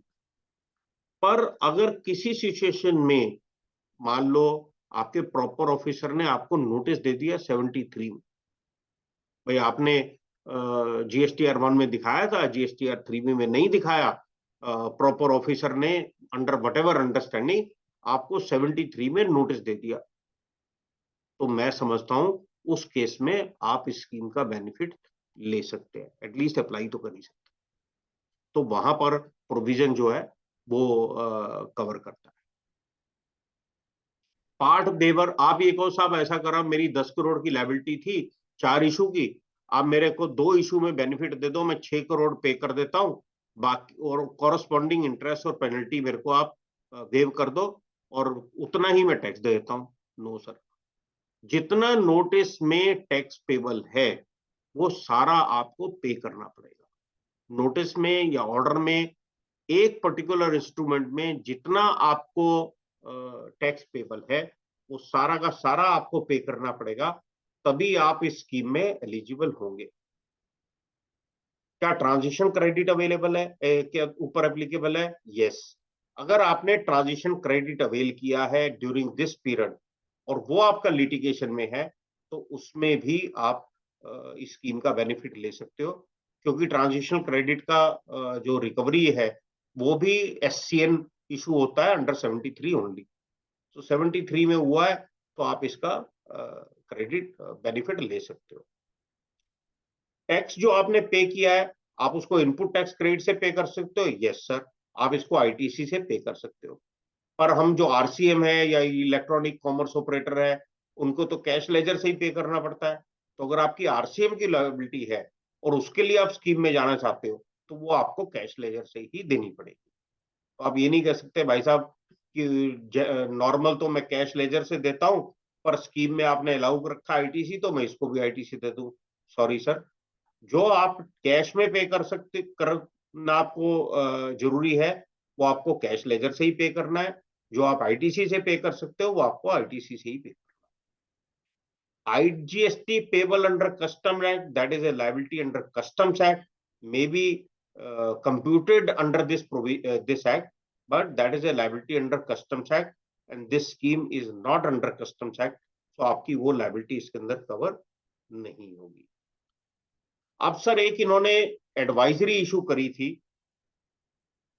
जिस एडवाइजरी में इन्होंने ये कहा था कि 8 नवंबर को भी रिसेंटली इन्होंने इशू किया है कि आपको 31 मार्च 25 तक आपको टैक्स पे करने हैं और उसके बाद 3 महीने के अंदर अंदर आपको अप्लाई करना है। ये हम सब जानते हैं कि जीएसटी के इस स्कीम के जो फॉर्म है अभी जीएसटीएन पर अवेलेबल नहीं है, तो जीएसटी ने अपने आप अपनी एडवाइजरी कर दी कि हम फॉर्म पे काम कर रहे हैं जी, फॉर्म हमारे फर्स्ट वीक ऑफ जनवरी में अवेलेबल हो जाएंगे, लेकिन वो होंगे या नहीं होंगे आप टैक्स पे कर दो। आपको अगर स्कीम में जाना है तो आप 31 मार्च 25 से पहले पहले टैक्स पे कर दीजिए। आप ये ग्राउंड नहीं ले सकते क्योंकि फॉर्म अवेलेबल नहीं था, इसलिए मैंने 31 मार्च 25 तक टाइम अप्लाई नहीं किया, मैं टैक्स नहीं पे कर पाया। और जब भी मेरे को फॉर्म आएगा उसके बाद से आप टाइम लिमिट शुरू करिए। This GSTN bye issuing this advisory they have covered this. तो उन्होंने कहा भाई साहब आपको अगर स्कीम को बेनिफिट लेना है तो आप बाय ड्यू डेट टैक्स पे कर दीजिए, otherwise department will come for recovery. You cannot argue कि भाई फॉर्म तो अवेलेबल नहीं थे इसलिए स्कीम का बेनिफिट मुझे मिलना चाहिए, आपकी गलती है, मेरे को और टाइम दे दो, आपने तो फॉर्म नहीं किए। तो वो आर्गुमेंट आपके पास अवेलेबल नहीं। तो आपको अगर स्कीम में जाना है then you pay and apply. If you do not want to go then the normal course आप अपील फाइल करिए, या जो भी आपके पास ऑप्शंस अवेलेबल है under the law you can avail that. जो बीच में फॉर्म्स थे, फॉर्म्स की हमने एक समरी दे दी, ये प्रेजेंटेशन आपके साथ शेयर हो जाएगी, तो वो ये फॉर्म्स को आप देख के इनको भी समझ सकते हैं। This is all I have on this schemes. मैं ये स्लाइड शेयर बंद कर देता हूँ और अब क्वेश्चन आंसर लेते हैं। बिल्कुल सर। जी सर पहले Q&A बॉक्स में से ले लेती हूँ जहाँ क्वेश्चंस। से मर्जी लोग ना। मनोज सर पूछ रहे हैं DRC 03 has been wrongly filed by choosing cause of payment as SCN under section 73(8) instead of voluntary payment under section 73(5) by writing order number of rectification order number. Now it is restricting us to file DRC 03A for further filing form SPL2 to be introduced under amnesty scheme 128A. Kindly suggest the remedy. Let me read. This is very long query. तो wrongly filed चौदह 73(8). 73(8) क्या होता था? 73(8) आपका, तो वो आपका rectification आपको नहीं करने देगा। तो अगर आपने वो गलत फाइल किया है, I think the best course of action for this stage is you should go and file a writ petition to the High Court. You say that I have made a mistake and I should be allowed to rectify this mistake. Once the High Court passes an order that this was a bona fide mistake and you should be allowed to rectify this, only then you can come to rescue of this scheme. तो मेरा suggestion ये है कि आप high court में writ file करिए, आप करिए the we have made a mistake and the authorities are not allowing us to correct the mistake. और अगर आप देखें बहुत सारे हाई कोर्ट्स में उन्होंने जहां रेक्टिफिकेशन को भी अलाउ किया है, उन्होंने जो टैक्स पेयर से बोनाफाइड मिस्टेक्स होगी उनको करेक्ट करने के लिए अथॉरिटीज को कहा है कि अगर आपके सिस्टम में कोई एरर, कोई प्रोविजन नहीं भी है, even then you should be allowing the bona fide tax payer to correct these mistakes. और कोई बोनाफाइड मिस्टेक हुई है तो उसकी वजह से आप उसको अनड्यूली पेनलाइज नहीं कर सकते। But that power lies with high court only, nobody below the high court would be able to give you that benefit. The best course of action is that go to high court and pray for your and prove your bona fide and then pray for the opportunity to correct that error. Manoj sir, in case you have any follow up question in this, तो आप अपना hand raise कर सकते हो, हम आपको option दे देंगे to talk. Sir गुलशीन जी पूछ रहे हैं, would section 128A also cover transitional credit issues? Yes, we have covered that. अगर आपका ट्रांजिशनल क्रेडिट का टाइम, ट्रांजिशनल क्रेडिट में इन्होंने जो क्लैरिफाई किया है कि जिस डेट पर आपका क्रेडिट लेजर में वो अमाउंट क्रेडिट हुआ है, that would be the relevant date. वो अगर आपका स्कीम के पीरियड में कवर होता है तो आपको वो आप स्कीम का बेनिफिट ले सकते हैं। हाँ जी मनोज सर पूछो। मनोज सर अनम्यूट करो ना, पूछो। हाँ जी कौन सा सर आपकी वॉइस क्लियर सर नहीं है। आवाज नहीं आ रही।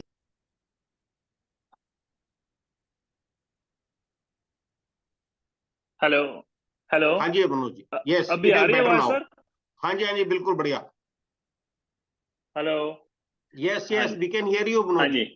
हाँ जी सर, मेरा क्वेरी ये थी, जैसे अभी हाँ जी सर जैसे ये स्कीम अंडर सेक्शन 73 है, अगर wrongly SCN cause of payment mention करके फाइल हो भी गया है तो अंडर सेक्शन 73(8) में ही फाइल हुआ है, तो उस केस में भी वो हम स्कीम में बेनिफिट नहीं ले सकते, क्योंकि है तो 73 में ही आ रही है ना ये। सर दो बातें हैं इसमें कि आप बेनिफिट ले सकते हो, पर आपको वो जो DRC 3A हाँ जी। के अगेंस्ट आपको अमाउंट एडजस्ट करना है, वो अगर आपको पोर्टल नहीं करने दे रहा है अब वो तो उसके लिए आपको हाँ जी। हाईकोर्ट जाना चाहिए। क्योंकि देखिए हम ये मानते हैं, और अभी मैं एक नेहा किसी वक्त ना आप एक वो करिए आप सर्वे, मैं समझता हूं कि एक हमें एक हाई कोर्ट में रिट पिटिशन फाइल करनी चाहिए, क्योंकि GSTN ने बहुत सारी ऐसी रिस्ट्रिक्शंस लगाई हैं जो रिस्ट्रिक्शंस एक्ट में नहीं है। GSTN ने अपने आप एक सुपर अथॉरिटी का रोल एज्यूम कर लिया है, और बहुत सारी ऐसी चीजें हैं जो एक्ट में रिस्ट्रिक्टेड नहीं है, जो कि GSTN की वजह से रिस्ट्रिक्टेड है। तो इसमें हम किसी न किसी हाँ जी स्टेज सर, में हमें बिल्कुल। हाई कोर्ट में जाना पड़ेगा। और मैं समझता हूँ जितने पार्टिसिपेंट्स हैं, अगर वो वॉइस ऑफ CA में अपनी अपनी इस तरह की ऑब्जर्वेशंस बताएं, एक्सपीरियंस बताएं कि ये चीजें हैं जो GSTN कर रहा है which are contrary to law, उसके बेस पर हम हाई कोर्ट में जाके GSTN को डायरेक्ट कर सकते हैं कि आप इनको ठीक करिए। तो मैं आपसे बिल्कुल सहमत हूं, और सर आपका लीगल हाँ एंटाइटलमेंट जी। है, और अभी ये स्कीम के में टाइम है। मैं आपको सजेस्ट करूंगा आप इमीडिएटली हाई कोर्ट में फाइल करिए, और आपका सर लेकिन DRC टैक्स अमाउंट, जी actually tax amount is not that much के हाई कोर्ट के लिए किया जाए, कि assessee is not that much viable to pay that amount is just around 73,000 ओहो एंड दैट सर एक that is not representation Manoj ji लगा देते आपकी, हैं, हाँ हाँ सर एक हाँ रिप्रेजेंटेशन लगा देते हैं GSTN में। हाँ आप मेरे को हाँ थोड़ी सी जी। हेल्प करो इसके अंदर, हम मिलके एक रिप्रेजेंटेशन बना देते हैं, वॉइस ऑफ CA से जमा कर देते हैं वो रिप्रेजेंटेशन अथॉरिटी पे। हाँ हाँ जी, हाँ जी, बिल्कुल। ये बाकी जो इशू एक कमल सर ने, जेन्युइन इशू है। बाकी जो हाँ जो सर ये कमल सर ने कहा ना, सर वही आपकी चीज है कि आवाज फिर चली गई सर। GSTN जो है नेट जो है ना वो कर रहा है। हाँ हाँ जी, हाँ जी जी सर, मैं वही कह रहा था कि जो कमल सर कह रहे हैं कि GSTN रिस्ट्रिक्ट कर रहा है, लॉ रिस्ट्रिक्ट नहीं करे कि एटलीस्ट STO या जो भी मतलब टैक्सेशन ऑफिसर है GST का, उसके पास प्रोविजन होनी चाहिए कि अगर असेसी ऐसे कोई रिक्वेस्ट करता है और जेन्युइन है तो वो रेक्टिफाई कर सके। इस तरह की छोटी छोटी चीजें हैं, कोई भी वो बिल्कुल सर, GSTN में आनी चाहिए मैसेज है। वरना तो अफसरों की छुट्टी कर दे सर, इनकी तनख्वाह क्यों दे रहे हैं हम? हाँ जी, हाँ जी। मेरे और आपकी जेब से ही तो जा रही है इनकी तनख्वाह। तो अगर सारा काम कंप्यूटर को ही चलाना है, GST इनको ही चलाना है, फिर जरूरत क्या है? बिल्कुल वैसे सर, आर्टिफिशियल बिल्कुल। इंटेलिजेंस में पता नहीं क्या क्या चीजें कंप्यूटर से होने वाली है। हाँ जी, तो चलो, बिल्कुल सर। हाँ जी हाँ जी, ठीक है। ठीक है नेक्स्ट सर, क्वेरी ठीक है sir, thank Neha. You sir, thank you. Ashok sir पूछो, आप अपनी क्वेरी पूछो। जी जी, ये कमल सर, जी नेहा हमारा 19-20 का केस है, फाइनेंशियल 19-20 में, उसमें 10 दिन की डिले की वजह से ITC डिसअलाउ कर दिया था सर असिस्टेंट कमिश्नर ने। हाँ जी, तो अभी क्या है, वो नवंबर 21 होने की वजह से हमारा कवर हो गया है केस इसमें। तो बहुत बढ़िया जी। हमने सेफ साइड के लिए अपील फाइल करी थी ज्वाइंट कमिश्नर को, लेकिन हाँ ये स्कीम आने वाली थी तो ये सब GST काउंसिल वगैरह से सब जगह से इंफॉर्मेशन आ रही थी, तो लेकिन हमने मैंडेटरी डिपॉजिट नहीं दिया था सर JC अपील को फाइल करते हुए, क्योंकि पता था ये स्कीम आएगी और हमारा कवर हो जाएगा। तो अभी बिल्कुल। जो हमें रेक्टिफिकेशन एप्लीकेशन डालनी है सर, तो वो एनेक्चर A में किसको भेजे? हम JC अपील को दें? वहां पे उसने सर अलॉट भी जेसी किया है अपील नंबर। नहीं लेगा, देखिए आपकी, ओके जी सर। क्योंकि आपने जी सर। प्री डिपॉजिट नहीं किया, तो जी सर। आपकी एक किस्म से appeal will be deemed to have not filed. Okay right sir. तो आप अभी ऑर्डर के स्टेज में ही हो, तो अच्छा आपको अच्छा। अपने जो प्रॉपर ऑफिसर है उसी के पास जाकर रेक्टिफिकेशन करानी पड़ेगी, और ऑफिसर से पहले आप बात कर लो, वो जी सर। उसको समझा दो, वो समझ जाए, आप उसको एप्लीकेशन दो और अपील विड्रॉ कर लो। अच्छा, अपील विड्रॉ करने की भी जरूरत नहीं है क्योंकि नंबर नहीं अलॉट हुआ है। वो तो वही है, लेकिन एक चिट्ठी लिख देना। जी सर जी। हाँ जी हाँ जी। सर तो सर अपील लेकिन तो एक्चुअली आपकी लीगली फाइल ही नहीं हुई ना जी। जी जी। सर ये जो मैं अप्लाई करूंगा तो प्लेन कागज पे हो जाएगा या एनेक्चर 1 ऑनलाइन जाएगा सर? फिजिकल जाएगा या ऑनलाइन जाएगा सर एनेक्चर ए के थ्रू? हाँ, पोर्टल पे ही फाइल होगा सर। अब फिजिकल तो कुछ है ही नहीं, अब तो सब पोर्टल ही है। अच्छा अच्छा, तो पोर्टल में उस डिमांड के अगेंस्ट में कर दूं तो सीधा उसके पास वो पहुंच जाएगा एनेक्चर ए, हाँ हाँ, एप्लीकेशन वहीं और पहुंच देखो जाएगी। सर, जी सर। प्रैक्टिकली हमें फाइल करना पड़ता है पोर्टल पे ही, जी सर। लेकिन हमने बहुत सारे केसेस में ये देखा है कि प्रॉपर ऑफिसर को जो हम फाइल करते हैं वो दिखता ही नहीं है।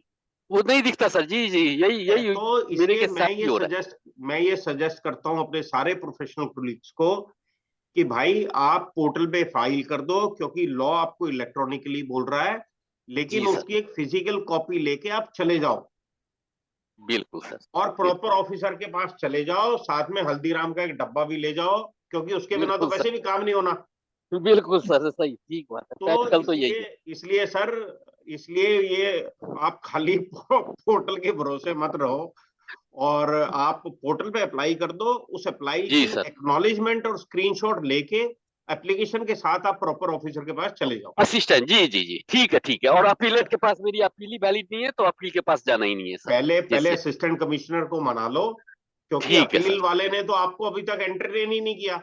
नंबर ही नहीं दिया। जी सर, हाँ जी जी, सर। हाँ जी। तो आपका थैंक यू अगर वेरी वो मच। प्रॉपर ऑफिसर जी, मान गया तो आपका काम हो जाएगा।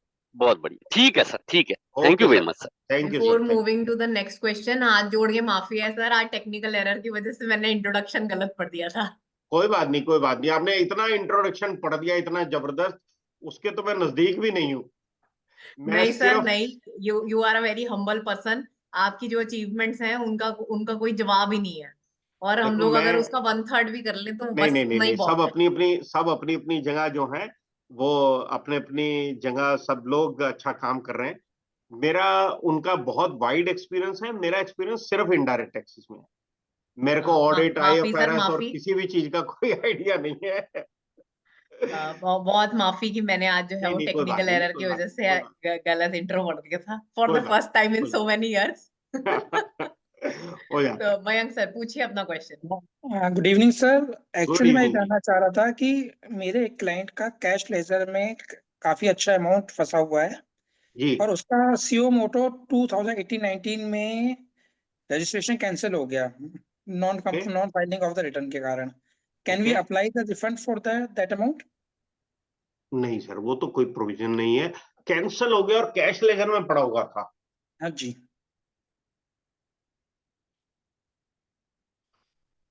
कैश अमाउंट इज लेजर में तो हमने कैश जमा किया। कितना अमाउंट है सर? 6 lakhs। अगेन वही बात है सर, देखो, अगर मैं इसका देखूं, एक्ट में तो शायद आपको स्पेसिफिक रिलीफ ना मिले, लेकिन अगर आप आर्टिकल 265 को कवर करें, जिसमें वो बोलता है कि the government can not retain any amount otherwise than by authority of law. तो जो आपने कैश में पैसा जमा किया है, that is kind of a deposit with the government, it is not a tax payment. तो जो टैक्स पेमेंट नहीं है, तो फिर सरकार उस पैसे को नहीं रख सकती है। ओके, ओके, कौन थैंक सी यू जगह की है? आप कहाँ पर है आपका क्लाइंट? सर। फरीदाबाद। फरीदाबाद। तो मेरे ख्याल से संदीप गोयल जी से बात कर लीजिए। आप चंडीगढ़ में प्रैक्टिस करते हैं, अपने चार्टर्ड अकाउंटेंट भी हैं, और जी उनसे आप रिक्वेस्ट करो तो शायद वो कोई रीजनेबल अमाउंट में आपकी रिट करा दे हाई कोर्ट ओके सर। में। Okay, okay. तो यस। संदीप गोयल जी हैं, आप उनसे रिक्वेस्ट कर सकते हैं। मेरे एक दो केस उन्होंने बड़े रीजनेबल अमाउंट में किए हैं क्लाइंट्स के, तो उनकी काफी अच्छी स्टैंडिंग है, तो probably he can take this. Okay sir, thank you और थैंक डिपार्टमेंट वाले तो नहीं देंगे आपको पैसे। You. I will take the number from your side. जी जी जी, हाँ, नहीं तो नहीं मिले तो आप मेरे से ले लें। Sure sir, thank you. Okay. Deepak ji, आप पहले हैंड रेज कर रहे थे कि आपका क्वेश्चन कवर हो गया है। इन द मीनवाइल मैं गुलशीन जी का क्वेश्चन ले लेती हूँ। Gulsheen ji is asking, can I apply for rectification of order and subsequently take benefit of section 128A? Yes, I think rectification आप अप्लाई करेंगे, उसके बाद आपकी जो डिमांड बचेगी, उसके लिए आप स्कीम में जा सकते हैं। और इन एनी इवेंट स्कीम भी ये कहती है कि अगर आपने स्कीम में जाना है, तो फिर वो रेक्टिफिकेशन आपको स्कीम के अंडर ही मिल जाएगी, आपको अलग से रेक्टिफिकेशन की जरूरत ही नहीं है। तो स्कीम में भी ये प्रोविजन है कि वो आपका बेनिफिट जो है, आप उस 16.5 और 16.6 को कंसीडर करके रिमेनिंग अमाउंट को आप फाइल कर दीजिए और स्कीम के अपने प्रॉपर ऑफिसर को ही दिखाइए, तो आपको सेपरेट रेक्टिफिकेशन एप्लीकेशन की जरूरत नहीं है। ठीक है सर। नहीं, दीपक सर नॉर्मल का हैंड नहीं, रेज। ये जो रेक्टिफिकेशन है ये 16.5 और 16.6 की बात कर रहे हैं ना, कोई और तो नहीं है। सर इन्होंने सेक्शन नहीं लिखा है। गुलशीन जी, अगर आप यहीं हैं तो प्लीज आप हैंड रेज कीजिए। Deepak ji, I am allowing you to talk, please talk, please unmute yourself. Deepak sir, kindly unmute yourself and ask your question.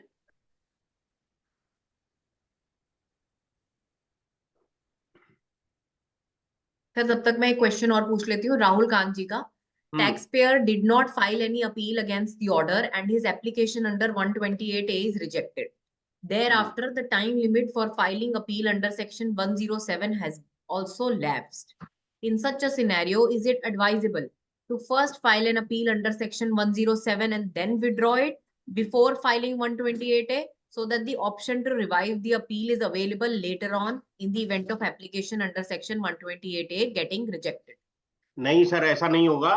देखिए, जो 128A के ऑर्डर के अगेंस्ट अपील है, वो appeal will be only limited to eligibility under this scheme. 107 का अगर आपका time limit निकल गया, जो आपकी अपील मेरिट के ऊपर थी, वो टाइम लिमिट तो निकल गई। उसके बाद तो आपके पास 128 का एक ब्रह्मास्त्र आ गया है, इसी के अंदर आप एलिजिबल होंगे।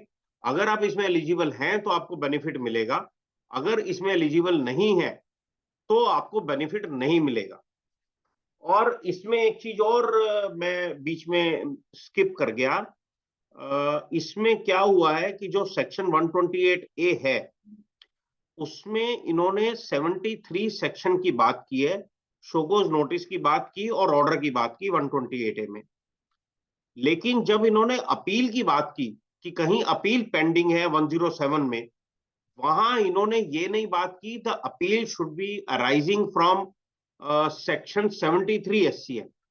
वहां ऐसा लगता है कि अगर किसी का SCN 74 में था और उसकी अपील पेंडिंग है, शायद वो भी इस स्कीम में जा सकता है। तो प्रोविजन जो कहता है उसके हिसाब से जा सकता है, लेकिन सर्कुलर में इन्होंने उसको रिस्ट्रिक्ट कर दिया है। क्लियरली सर्कुलर लीगल प्रोविजंस को ओवरराइड नहीं कर सकता है। तो मेरे व्यू में एक रेट्रोस्पेक्टिव अमेंडमेंट इसके ऊपर विंटर सेशन में आ सकती है। तो गवर्नमेंट की जो स्टार्टिंग भी है वो स्टार्टिंग 73 है, उनकी नीयत इस बेनिफिट 73 में ही देने की है। तो अगर अपील में आप 74 के शोकोस की वजह से अपील में है तो भी आपको इस स्कीम का बेनिफिट नहीं मिलेगा। आज का जो लॉ बोलता है आपको मिलेगा, सर्कुलर मना करता है, पर सर्कुलर लॉ को ओवरराइड नहीं करता। तो अगर रेट्रोस्पेक्टिव अमेंडमेंट नहीं आई, यू आर एलिजिबल, आ गई then you are not eligible. और राहुल कांत जी ने जो कहा है कि 107 का अगर आपका टाइम लिमिट चला गया तो आपके पास एक वंडरफुल अपॉर्चुनिटी ये 128 आई है, इसके अलावा और कोई ऑप्शन नहीं है। You can not revive what has already lost.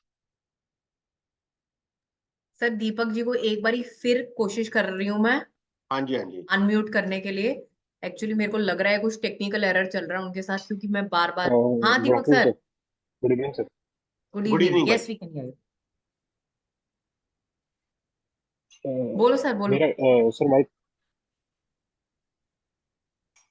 My question is sir, tran one का क्रेडिट एसएससी को सर मिल नहीं रहा था। बेसिकली उसने अपनी रिटर्न्स ट्रांवन की फाइल तो कर दी थी, पर डिपार्टमेंट के यहाँ शो नहीं हो रहा था। तो डिपार्टमेंट ने सर उसके बाद ट्रांवन का क्रेडिट अलाउ नहीं किया, और एसएससी ने क्या किया कि उसने 3B में क्लेम कर लिया था बाय मिस्टेक। तो ओके उसने अब 3B में रिवर्स तो कर दिया है, पर उसने इंटरेस्ट और पेनल्टी पे नहीं की है। ओके। तो ये सर यहाँ पे कर पाएगा या नहीं हो पाएगा? तो अभी इसके ऊपर आपको कुछ नोटिस आया, कुछ हुआ है?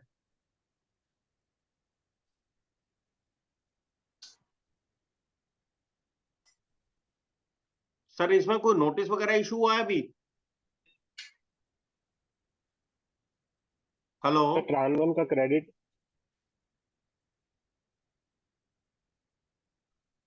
दीपक जी, आप नेहा जी से नंबर लेके मेरे से 1-to-1 बात कर लीजिएगा, क्योंकि आपकी आवाज साफ नहीं आ रही है।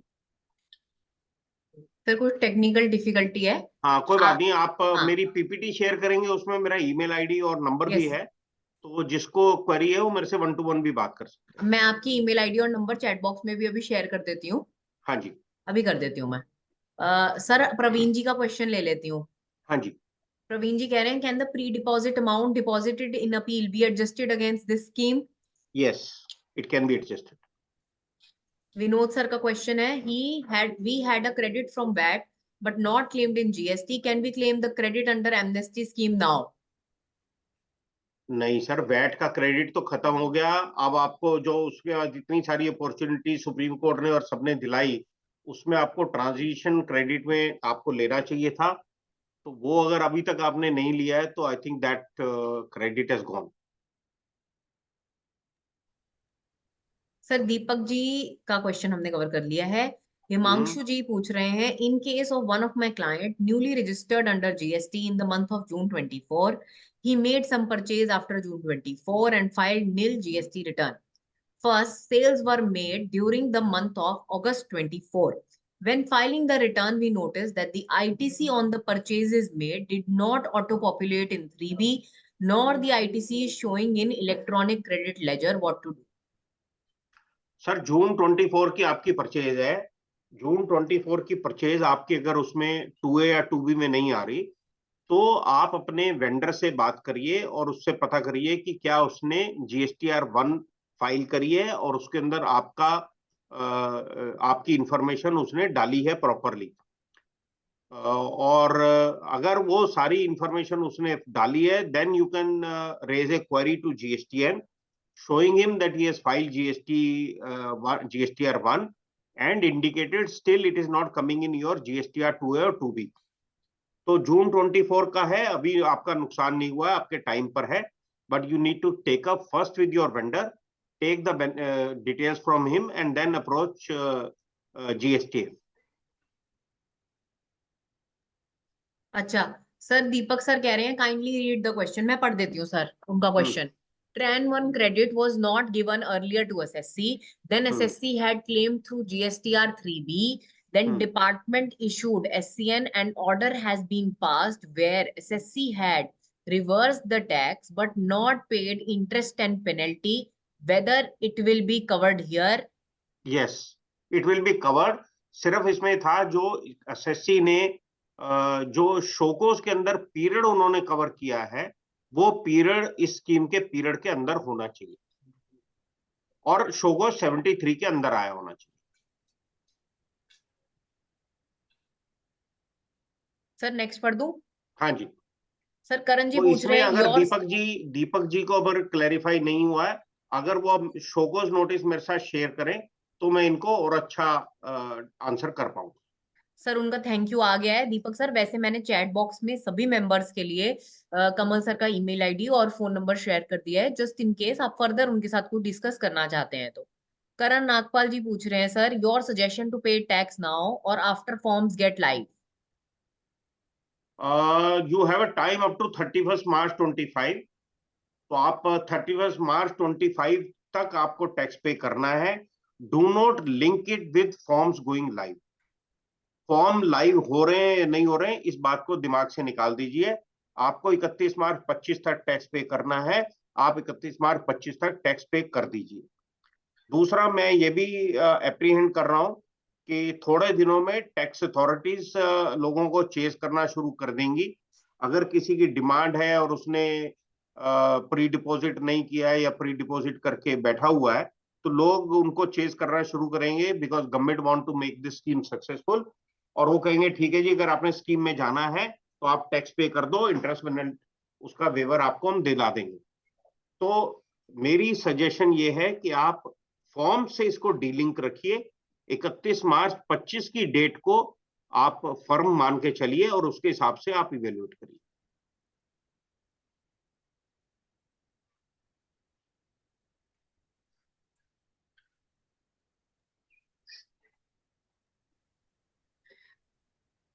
सर 2 मिनट और देख लेते हैं, अगर कोई और क्वेश्चंस है। करण सर का थैंक यू आ गया है, क्वेरी वेरी गुड। रिजॉल्व हो गई है। If there are any other questions please आप Q&A बॉक्स में डाल सकते हैं। विजय सर सो सॉरी, मैंने आपका चैट बॉक्स नहीं पढ़ा था, did not read your chat box that you are also here today. So sorry sir, हमने नहीं पढ़ा था आपका चैट पहले। We will send the PPT sir. Vijay sir will send the PPT. हाँ जी, अभी भेज देंगे आपको, आप शेयर कर दीजिएगा। सर ग्रेटर गुड के लिए सारे ईमेल में ही शेयर कर दूंगी मैं। I share it in our next email Sure. so that all our members can take the benefit of it, जो आज हमें नहीं भी ज्वाइन कर पाए या जी। बाद में ज्वाइन करेंगे through our YouTube channel, voice of CA YouTube channel. हमारे सभी मेंबर्स जो हमारे साथ जुड़े हुए हैं उनको पता है voice of CA has a YouTube channel जहां पर वो रिकॉर्डिंग्स देख सकते हैं वेबिनार्स की। आई think that is also one of the reasons कि हमारे मेंबर्स खुश रहते हैं। सर एक और क्वेश्चन आया है करण जी का, और आलोक सर का भी हैंड रेज है। करण जी कह रहे हैं retrospective cancellation of dealers notices पे any expert opinion because officers just check their portal and allow credit on that basis.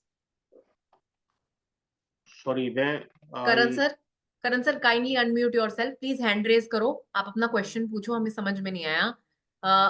Alok sir, I have asked you to unmute, please ask your question. Okay, retrospective cancellation of dealers के notice पे any expert opinion. Sir, there are many high court decisions on this. Right. That retrospective cancellation कर रहे हैं, there has to be a reason and there has to be a solid reason. तो अगर जैसे दिल्ली में हमने देखे हैं कि 1 liner 2 liner नोटिस आ रहे हैं, ऑर्डर्स आ रहे हैं, अगर उसका जेन्युइन रीजन नहीं है तो ये नोटिस सारे गलत हैं। ये नोटिस आप चैलेंज करके इनको ड्रॉप करा सकते हैं। सर तो प्रॉब्लम, एम आई हाँ जी। Audible sir? Yes sir. Problem ये आती है सर कि मान लीजिए मेरे खासकर मेटल इंडस्ट्रीज में तो काफी होता है ये कि 4 डीलर के नाम आ जाते हैं कैंसिल के। ऑफिसर के पास जाते हैं, ऑफिसर रिप्लाई से पहले बुलाता है, पोर्टल पे चेक करता है और मुझे मार्क करके दे देता है कि इन 2 के मैं दूंगा, इन 2 के मैं नहीं दूंगा। अब ये बात क्लाइंट को समझाना इतना मुश्किल हो जाता है कि इन 2 के क्यों मिल रहे हैं और उसके क्यों नहीं मिल रहे। करेक्ट सर, मैं समझ रहा हूँ। जीएसटी में आज मतलब हमने जो जितने कंफ्यूजन शायद मैंने पिछले 30 साल में अपनी प्रैक्टिस में नहीं देखे, उससे ज्यादा जीएसटी में हो गए हैं। जी। और अब देखिए ना, आप जितने हाई कोर्ट में हम लोग केसेस लेके जा रहे हैं उतने कभी लेके नहीं जाते थे। कभी ऐसा नहीं हुआ कि कोई लॉ आ गया और 7 साल तक 8 साल तक उसका ट्राइब्यूनल नहीं है। तो बड़ी अनफॉर्चुनेट सिचुएशन कभी चल रही है और क्लाइंट को समझाना डेफिनेटली मुश्किल है। और आप बताओ सब, जीएसटी में ऐसे ही हो रहा है जी। इन्फोसिस के ऊपर 31 करोड़ का नोटिस कर दिया इन्होंने, और वो 2-4 बड़े जो मुद्दे हुए हैं वो आप बता दो कि यार देखो इनके साथ ऐसा हो रहा है, आप तो क्या चीज हो। तो वो ही एक ऑप्शन है। अदरवाइज तो we have to kind of leave ये जो अभी स्टॉर्म मैं कहूंगा आपको, उसके हिसाब से ही चलना पड़ेगा। सर मैं आपको एक प्रैक्टिकल बताता हूँ, अभी लास्ट वीक की बात है। एक कैंसर डीलर का नाम एक वार्ड के ऑफिसर ने अलाउ करा, उसके सामने दूसरे वार्ड के ऑफिसर ने उसी पार्टी को रिजेक्ट कर दिया। सर इसका कुछ नहीं, कोई सर इलाज नहीं। मजे की बात है, वो जो 2 पार्टियां हैं जो मतलब जिनके 2 नोटिस अलग अलग हैं, वो एक दूसरे को जानते हैं। बिल्कुल ठीक बात है। उन्होंने मुझे पकड़ लिया एक पार्टी में, कह रहे हैं यार तूने उसका अलाउ करवा दिया, मेरा डिसअलाउ करवा दिया। क्या जी, आपकी फीस आई नहीं थी? मेरी फीस सर अब मेरी जिससे आनी थी उससे भी अटक गई। नहीं, सिचुएशन बहुत खराब है सर। और दिल्ली में स्टेट की अपील की हालत बड़ी खराब है सर। डेट ही नहीं मिली अब तक तो मुझे 18-19 की। सर हम अपील की हियरिंग करके आए, वो उसका जो स्टेनो या वो जो भी उसके यहाँ पीए है, वो कहता है जी एक दिन में 15 केसेस की हियरिंग हो रही है, ऑर्डर 1 का हो रहा है। तो सिचुएशन बहुत ही गड़बड़ है सर। अभी मैंने आपसे पूछा कि टैक्स अभी जमा करवा दूं या पहले जनवरी में फॉर्म ही आन दूं। नहीं, ये तो स्कीम तो आएगी सर। ये तो देखो जब एक्ट में आ गई तो वो तो आएगी। और अगर ये आप जनवरी फरवरी में टैक्स जमा करा दीजिए, फॉर्म का कोई रेलिवेंस नहीं है। आप टैक्स अगर आपने जमा करा दिया तो आपकी एलिजिबिलिटी पक्की होगी। एक out of the box question पूछूं सर आपसे?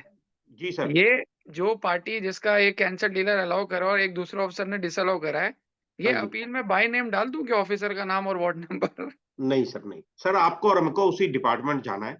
और जी मैं आपको ये बताऊं सर, बहुत सारी पार्टीज जो है वो हमारे ऑफिस में आके बहुत कुछ बोलती है।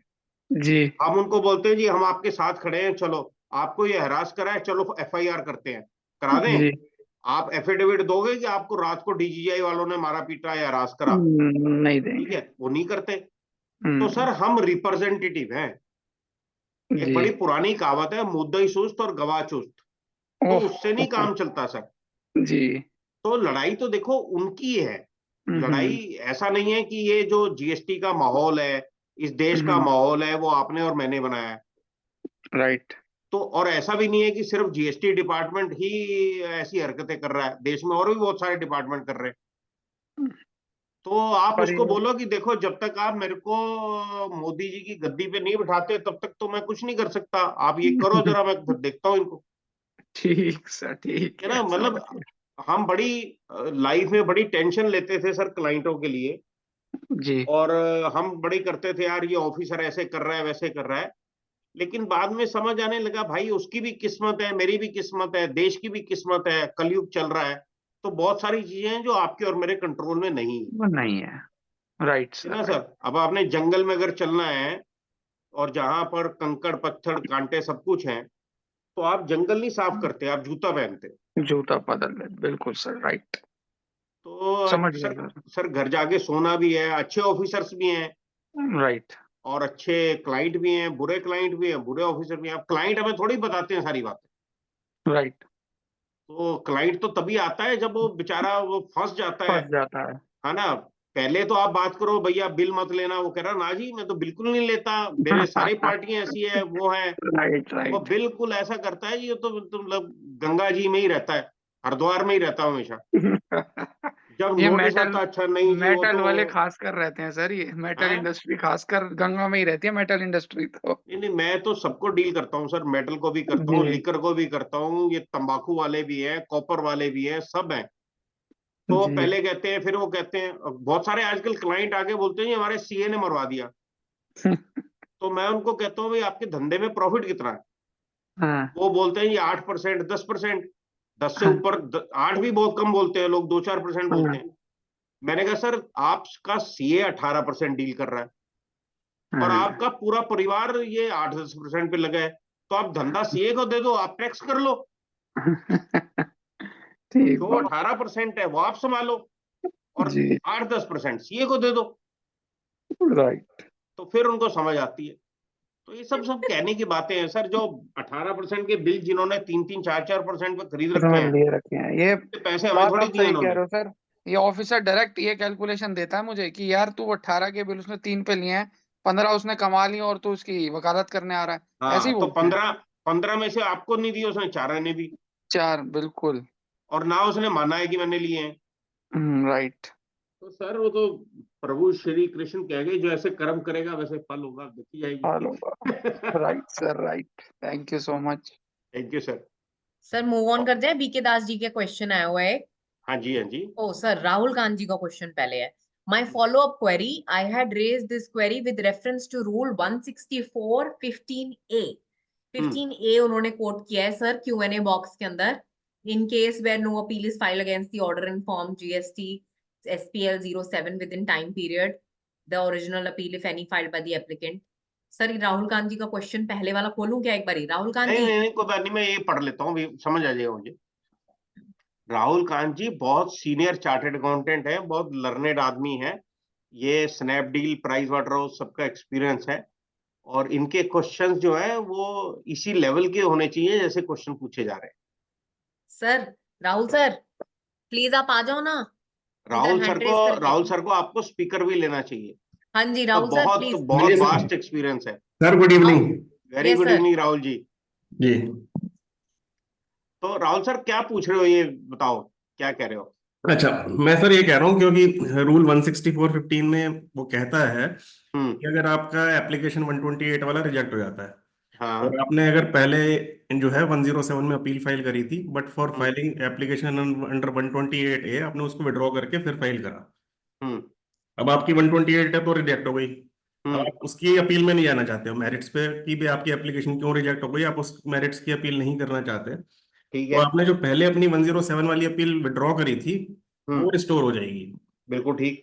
तो अब ऐसा सेफगार्ड लेने के लिए एज अ स्ट्रेटेजी क्या हमें ऐसा करना चाहिए कि पहले 128 ए की एप्लीकेशन लगाने से पहले अगर मेरे पास टाइम लिमिट बची हुई है 107 की अपील लगाने की अगेंस्ट ऑर्डर, पहले उस अपील को फाइल करके को विड्रॉ कर लें और उसके बाद में ये एप्लीकेशन डालें वेवर की, जिससे कल को अगर वेवर एप्लीकेशन मेरी रिजेक्ट होती है तो एक एवेन्यू मेरा ओपन रहेगा वापस से अपनी अपील को रिस्टोर कराने का।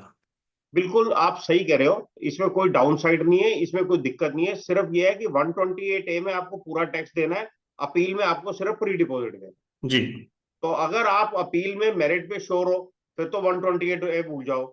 जी अगर आपको 128 में जाना है तो अपील फाइल करके फिर चले जाओ, कोई डाउन साइड उसकी कोई है नहीं। जी तो ठीक दैट है कैन बी डन। ठीक है। और अगर आपका 107 का टाइम निकल गया फिर आपके पास तो वो नहीं है कि आप 128 में आप उसको 10 इस रूट से 107 की बैकडोर एंट्री और अपील अगेंस्ट मेरिट नहीं कर सकते। नहीं दैट आई अंडरस्टैंड, तो मेरा सिर्फ वहीं पे था जहां पर मैंने टाइम लिमिट अवेलेबल है मुझे अभी 107 हाँ, की अपील की। फिर तो हाँ बढ़िया है, फिर कोई दिक्कत नहीं जी है। ठीक है sir. Okay. Sir BK Das ji का क्वेश्चन ले लेते हैं। हाँ We ji. have 3 observations at DRC 07 level under section 73. One Okay. of them is only interest liability on account of delayed payment beyond 180 days. Can we avail this amnesty scheme if we pay tax amount for remaining 2 observations? Absolutely, अगर आपको 73 में 007 तो order है ना भाई, summary of order. हाँ, तो अगर इसकी इंटरेस्ट लायबिलिटी है, आप बाकी के पैसे दो, अब इंटरेस्ट का वेवर लो, बिल्कुल ठीक है, कोई दिक्कत नहीं। बीके सर आपका फॉलो अप क्वेश्चन है तो आ जाओ, अनम्यूट करके। I am allowing you to talk.